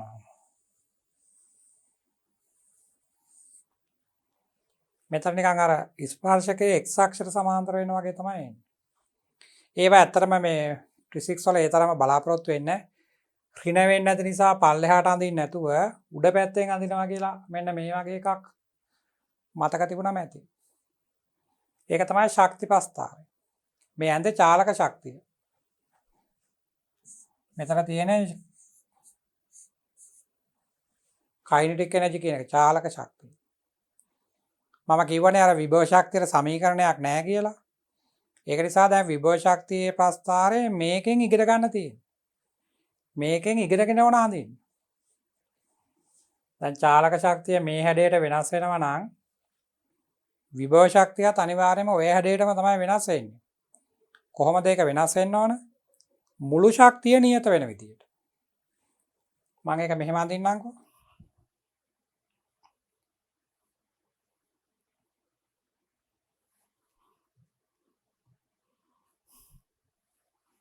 මෙන්න මේ වගේ තියෙන. ඉස්සෙල්ලා මේ චාලක ශක්තියේ ප්‍රස්ථාරය අඳින්න මේක. ඒතර මේ වගේ තියෙන්නේ. මේ වගේ තමයි තියෙන්නේ ප්‍රස්ථාරය වුණාම.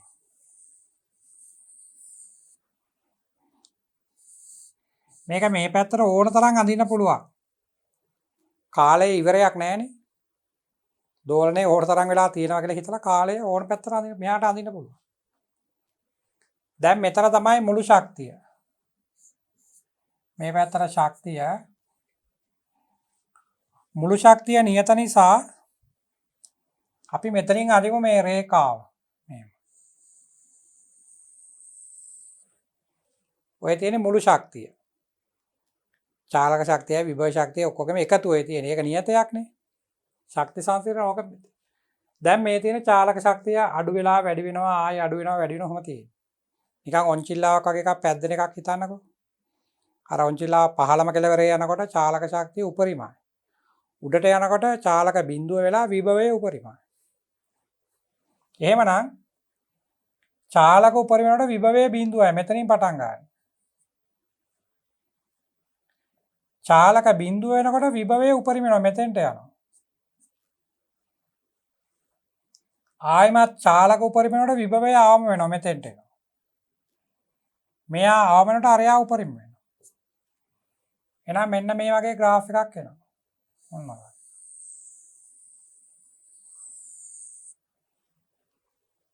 නිකන් කොයිල් එකක් වගේ නිකන් දඟරයක් වගේ එකක් තමයි පේන්න තියෙන්නේ. රේඛාවෙන් පෙන්නනවා මුළු ශක්තිය. මේක ටෝටල් එක.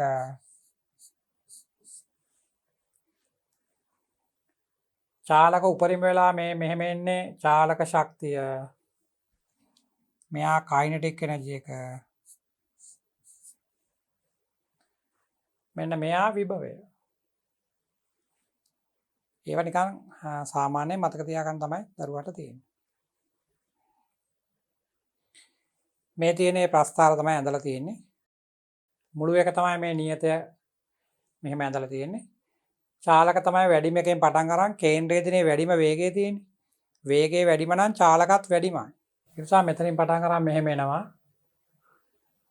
මේ ප්‍රස්ථාරේ. එයා උපරිම වෙනකොට අරයා අවමයි. යටින් පටන් අරන් ඔහොමම ඇඳලා තියෙනවා. විභවය. මේක ඒ තරම්ම අමාරුත් නෑ. කොහොමත් මේ ශක්ති ප්‍රස්ථාර ඍණ වෙන්නේ නෑනේ. පල්ලෙහාට යන්නෙත් නෑ. මෙන්න මෙතන අගය ලියන්න පුළුවන් භාගයයි m ඔමෙගා වර්ග a වර්ග එන්නේ. මෙතන අගය. මෙතන ලියලා තියෙනවා මුළු ශක්තිය කාලය සමග නියතයක් කියලා. ඒක තමයි මේ කෙලින් ඉරෙන් පෙන්නන්නේ. චාලක ශක්තියයි විභව ශක්තියයි සයින් ප්‍රස්ථාරයක් හරි කොස් ප්‍රස්ථාරයක් හරි විදිහට වෙනස් වෙලා තියෙනවා. දැන් මෙතන බලන්න මේ මෙතන තියෙන්නේ වස්තුවක් සරල අනුපාතයේ චලිතයේ යෙදෙන බව පෙන්වන විදිය තියෙන්නේ. මං කියවනේ මේක දැන් දෝලන චලිතයක යෙදෙනවා නම් එක්ක රබර් පටියක් වගේ වෙන්න ඕන නැත්නම් ප්‍රත්‍යස්ස දුන්නක් මේ වගේ එකක්.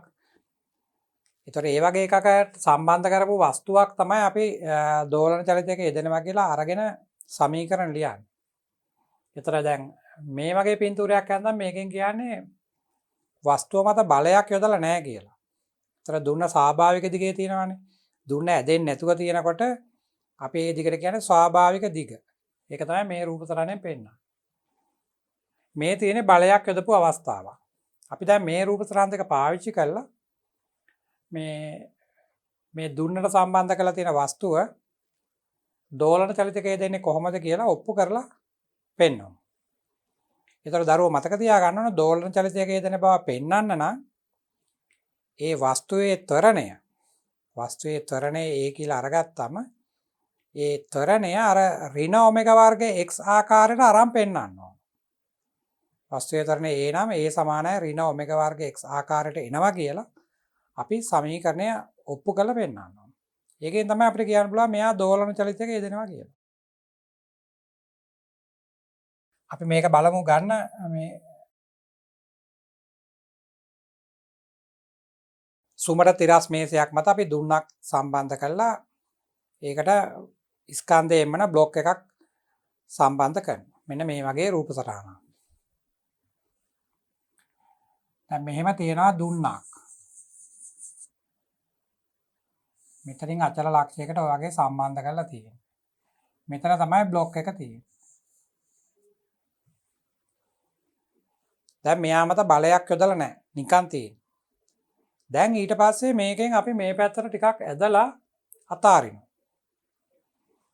දැන් මේ පැත්තට මම මෙහාට ඇද්දොත් අර දුන්නෙන් අදිනවනේ අනිත් පැත්තට.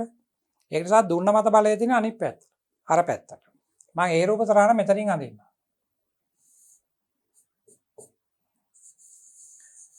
දැන් මේක ටිකක් මෙහාට ඇද්දම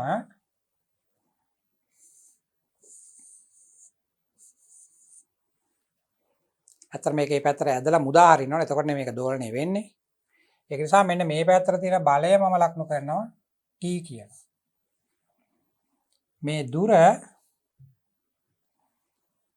මෙන්න මෙතන මෙයාගේ මේ මුලින් පිහිටුමේ ඉඳලා මේක ඇදිච්ච දුර අපි x කියලා ගන්න. අපි ඒකට කියන්නේ දුන්නේ විතතිය කියලා. සාධාරණ අවස්ථාවකට ඇදුණු දුර x කියලා ගන්න. එතකොට මම දරුවන්ට අර මේ පාඩමේ මුලදී කිව්වා අපි වස්තුව මත ත්වරණය ලකුණු කරන්න ඕන විස්ථාපනයේ වැඩි වෙන දිශාවට කියලා. විස්ථාපනයේ වැඩි වෙන දිශාවට තමයි ත්වරණය ලකුණු කරන්න ඕන. එhmenan ත්වරණය ලකුණු කරන්න ඕන මේ පැත්තට. අපි එන ත්වරණය මේ පැත්තට ලකුණු කරමු.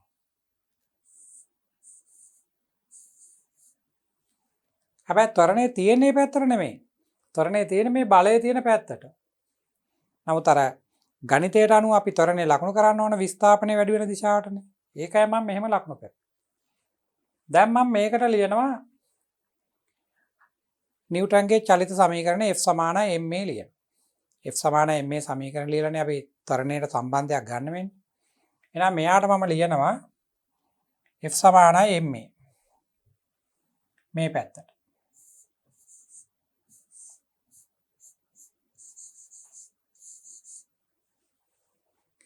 ඒතර මේ පැත්තට තියෙන බලය ගන්න ගියාම මම සමීකරණය ලියන්නේ මේ පැත්තට. නමුත් මේක දුන්නෙන් අදින්නේ අනිත් පැත්තටනේ. ඒක නිසා ඍණ t තමයි ලියන්න වෙන්නේ. එහෙනම් මෙතෙන්ට ලියන්නේ ඍණ t සමානයි ma. ඒතර අපි දන්නවා දුන්නක් සම්බන්ධ පාඩමේදී දුනු නියතයේ k නම් එයා මේගේ ඇදුණු විස්තරය මෙන්න මේ දුර විතතිය. ඒක x නම් බලය කියන එක සමානව F සමානයි kx වලට. එහෙම නැත්නම් මෙතන හැටියට කියන්න පුළුවන් t සමානයි kx කියලා. මෙයාගේ දුනු නියතය k.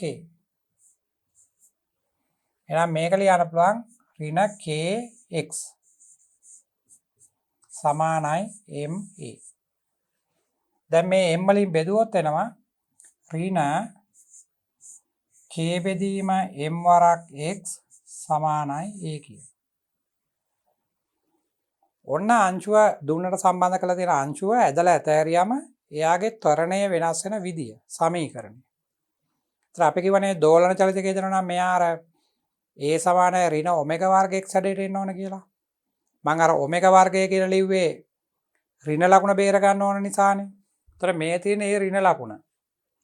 එහෙනම් මෙන්න මේ ටික තමයි ඔය ඔමෙගා වර්ග කියලා කියන්නේ. මෙන්න මේ ටික තමයි අපි ඔමෙගා වර්ග කියලා කියන්නේ. මෙන්න මේ ටික. එහෙමනම් අපිට සමීකරණය ලියන්න පුළුවන්.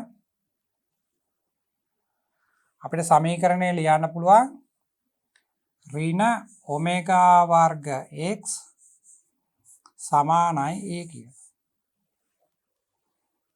ඒ කියන්නේ මේ දුන්න මේසය මත සුමට තිරස් මේසයක් මත ඇදලා ඇතෑරියම එයා දෝලන චලිතයක යෙදෙනවා.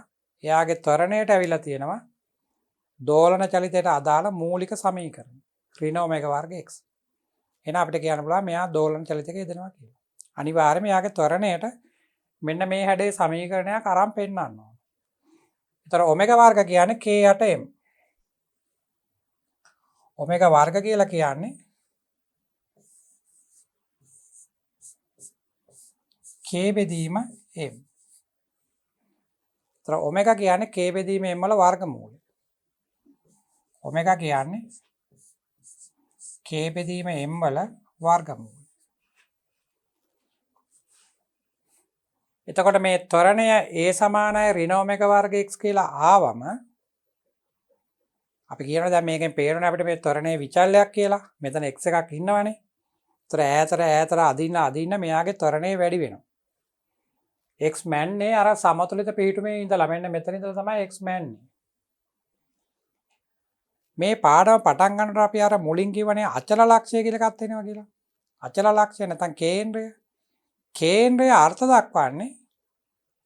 අර්ථ දක්වන්නේ මෙන්න මේ ත්වරණය බිඳුව වෙන තැන කියලා. දෝලන චලිතයේ ත්වරණයේ විචල්‍යයක් වෙනස් වෙන කෙනෙක්. ඒ ත්වරණය ශූන්‍ය වෙන ලක්ෂය තමයි කේන්ද්‍රය. ත්වරණය ශූන්‍ය වෙන ලක්ෂය.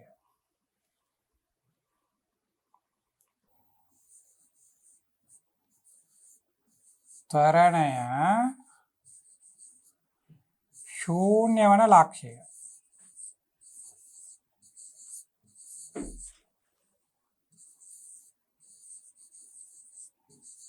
ශූන්‍ය වන ලක්ෂය කේන්ද්‍රයයි.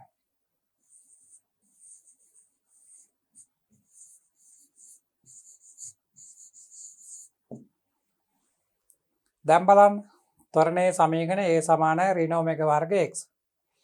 එතකොට මේ a කියන එක බිඳුව වෙන්න නම් x කියන එක බිඳුව වෙන්න ඕන. මොකද මෙයා බිඳුව වෙන්නේ නැහැ වර්ගයක්නේ. වර්ගය ධනයි. එහෙනම් මේක බිඳුව වෙන්නේ x බිඳුව වුණා. එහෙනම් අපිට කියන්න පුළුවන් කේන්ද්‍රය ඉන්නේ x සමානයි බිඳුවේ. එතකොට x සමානයි බිඳුවේ කියන්නේ කොතනද? සමතුලිත පිහිටුම. බලන්න. අපි x මැන්නේ මෙතන ඉඳලානේ. x මැන්නේ මෙන්න මෙතන ඉඳලා. ඒතර එතන දාන්නේ මන්නේ මේ පැත්තට x.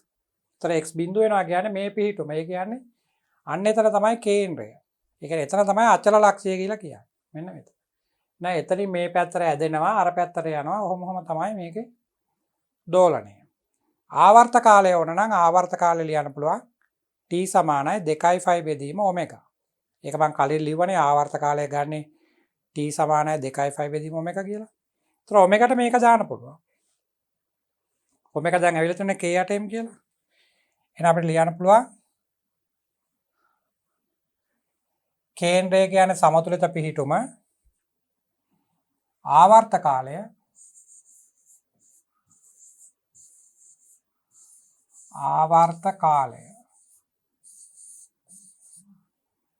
t සමානයි 2.5 බෙදීම ඔමෙගා. ඔමෙගාට අර අතන ගන්නපු උත්තරය ආදේශ කරන්න. මෙන්න මෙතන අරන් තියෙන්නේ ඔමෙගාට මේ තියෙන්නේ k8m කියලා. k8m වල වර්ගමූලය. ඒක දාන්න මෙතෙන්ට. තර දරුවන්ට එනවා 2.5 ඔමෙගා ඉර යටනේ තියෙන්නේ. ඒතර මේක උඩ යට මාරු වෙනවා. m බෙදීම k.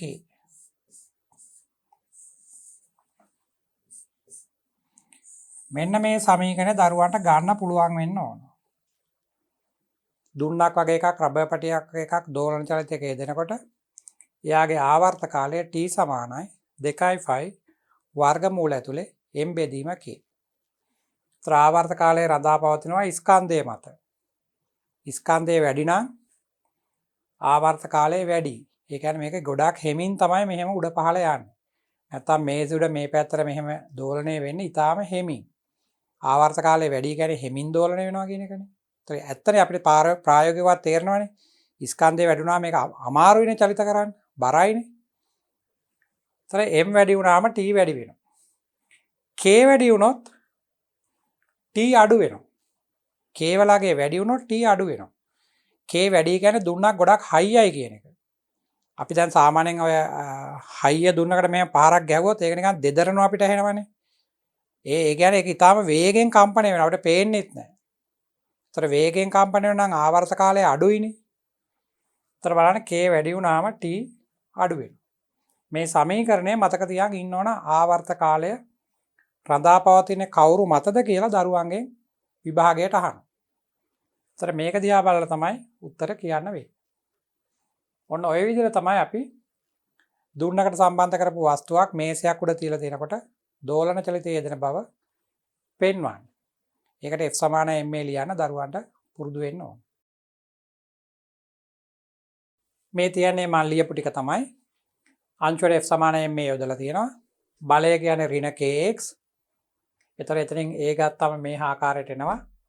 මේක ඔමෙගා වර්ග x ආකාරයට සකස් කරලා තියෙනවා. එතකොට ආවර්ත කාලය මෙහෙම ලැබෙනවා. ආවර්ත කාලය වස්තුවේ ස්කන්ධය හා දුරු නියතය මත රඳා පවතී. m වැඩි වෙනකොට t වැඩි වෙනවා. m වැඩි වුණොත් t කියන එක වැඩි වෙනවා. k වැඩි වුණොත් ආවර්ත කාලය අඩු වෙනවා. ඒක තමයි මේකෙන් අපිට පේන්න තියෙන සම්බන්ධය. ගණන් හදනකොට මේවා මතකයෙන් ලියන්න පුළුවන්. මේක හොඳට මතක තියාගෙන ඉන්න ඕන. දැන් අපිට ඊළඟ කොටසකදී මේකට දුණු කීපයක් සම්බන්ධ කරනවා. ඒ වගේ විවිධ වැඩ අපි කරනවා. ආරම්භයේදී මේ සමීකරණය දරුවන්ට මතක තියෙන්න ඕන. මෙතන තියෙන්නේ අර දුන්නමයි ඒ දුන්න සිරස් වෙල්ලලා තියෙනවා නා. සිරස් වෙල්ලලා. ඉස්සෙල්ලා කරේ සුමට තිරස් මේසයක් මත. දැන් සිරස් වෙල්ලලා තියෙන්නේ. මෙතන තියෙන වෙනස තමයි අර නිකන් තියෙන දුන්න මේ තියෙන්නේ.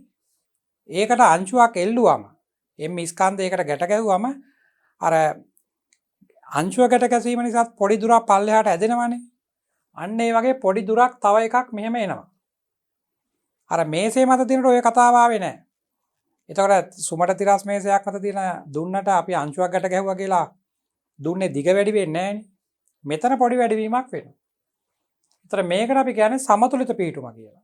ඒතර තාම දෝලනයක් ඕනේ නැහැ නිකන් පාඩුවේ ඉන්නවා අංශුවේ එල්ලුවට පස්සේ. එතකොට දෝලනයක් කරන්න නම් ඒ සමතුලිත පිහිටුමේ ඉඳලා අපි තව පොඩ්ඩක් ඇදලා අතාරින්න ඕන. තව පොඩ්ඩක් ඇදලා අතාරින්න ඕන. ඒක තමයි මේ ඇඳලා තියෙන්නේ. එතකොට බලන්න මේ සමතුලිත පිටුමේ ඉඳලා තමයි මේ x එක මම මැනලා තියෙන්නේ. හැමතිස්සෙම x ගන්න ඕන අර සාධාරණ අවස්ථාවට තියෙන දුර අපි ගන්න ඕන සමතුලිත පිටුමේ ඉඳලා. ගොඩක් ලාට ළමයි ඒවා මතක නැතුව ළමයින්ට මෙන්න මෙතන ඉඳලා ගන්න. ඒ කියන්නේ මේ දුන්නේ ස්වාභාවික දිගේ ඉඳලා. සමහර දරුවෝ මේ රූපතරණ අඳින්නෙත් නැහැ.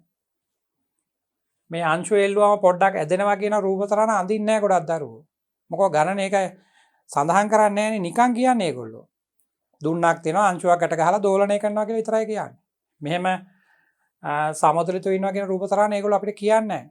නමුත් අපි ඒක දැනගන්න ඕන. එහෙම එකක් තියෙනවා කියලා. ඊට පස්සේ සමතුලිත පිටුමේ ඉඳලා තමයි තවත් x දුරක් පහළට අදින්න ඕන මේ වගේ රූපතරණක් අරන්.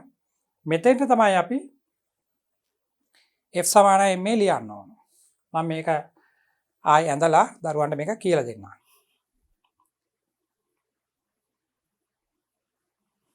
එතන මුල් රූපතරණයේ තියෙන මේ වගේ එකක්. මේ නිකන් දුන්න තියෙනවා. ඊට පස්සේ අංශු එල්ලුවාට පස්සේ මේක පොඩි දුරක් පල්ලෙහාට ඇදෙනවා. මේ වගේ. එතන මෙයාගේ බර mg. මෙන්න මේ විතතිය මං e කියලා ලියන්නම්. එතන මෙතන ආතතිය අපි ලියමු t naught කියලා. මේක දෝලන වෙන අවස්ථාවක් නෙමෙයි.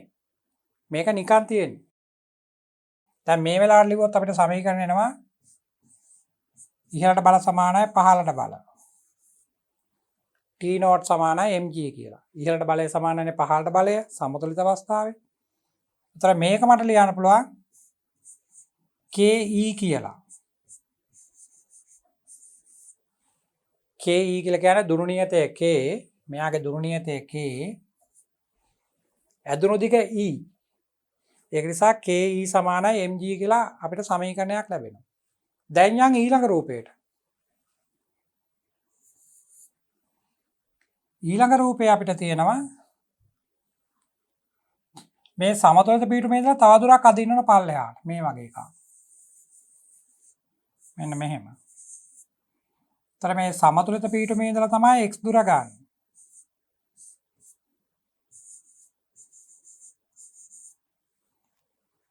එතකොට දුන්න ඇදුණු මුළු දිග කියන්නේ x නෙමෙයි. දුන්න ඇදුණු මුළු දිග කියන්නේ x ධන e. ඇයි මෙතනක් තියෙනනේ e එක. ඒවා පටලවන්න එපා. දැන් මෙන්න මේකට විස්ථාපනය වැඩි කරන්නේ පල්ලෙහාටනේ.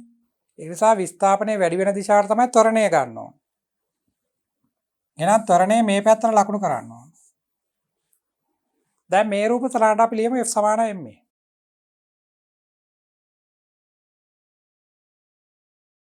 තර මේකට අපි f සමානයි m ලිව්වොත්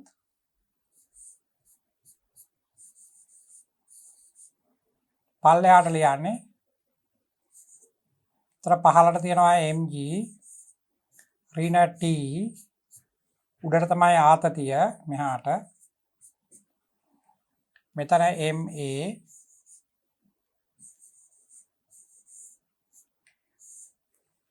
t කියන එක ලියන්න පුළුවන් kx කියලා. හැබැයි එතන x නෙමෙයි ලියන්න ඕන. ඇදිච්ච ඔක්කොම ටික ලියන්න ඕන. මෙතන x එකක් ඉන්නවා මෙතන e එකක් ඉන්නවා. එහෙනම් මෙතන ලියන්න ඕනේ e ධන x කියලා.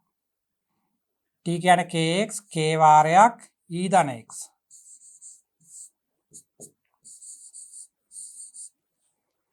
තර මෙතනින් එනවා ke කියලා එකක්. ත්වරානිවත් කරාම ke එනවනේ. ඒ ke කියන්නේ mg කියලා මෙතන තියෙනවා. මේ තියෙන්නේ. එහෙනම් මෙතනින් එන ke කියන්නේ mg නිසා ඒ mg ට මේ mg කැපෙනවා. ඒ mg ට මේ mg කැපිලා දරුවට එනවා ඍණ kx සමානයි ma. තර ඒ සමානයි ඍණ k යට m කියලා එනවා.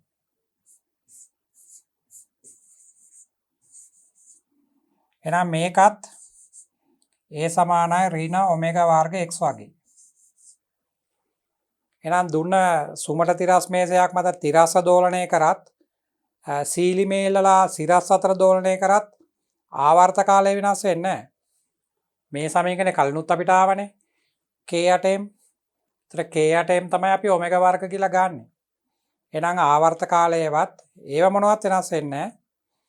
අර චලිතයේ කේන්ද්‍රය කියලා ගන්න සමතුලිත පිහිටුම. අන්න ඒක නම් පොඩ්ඩක් වෙනස් වෙනවා. අර අංශුව එල්ලුවාම මෙතන නෙමෙයි දැන් අචල ලක්ෂය කියන්නේ. අංශුව එල්ලුවනද මේක පොඩ්ඩක් පල්ලෙහාට ඇදිලානේ නවතින්නේ.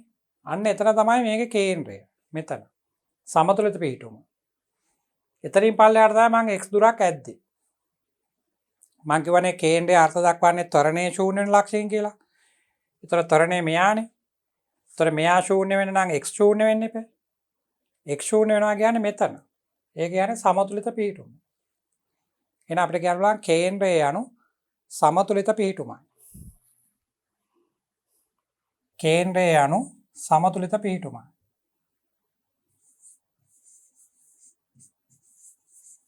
කේන්ද්‍රය anu සමතුලිත පිහිටුමයි.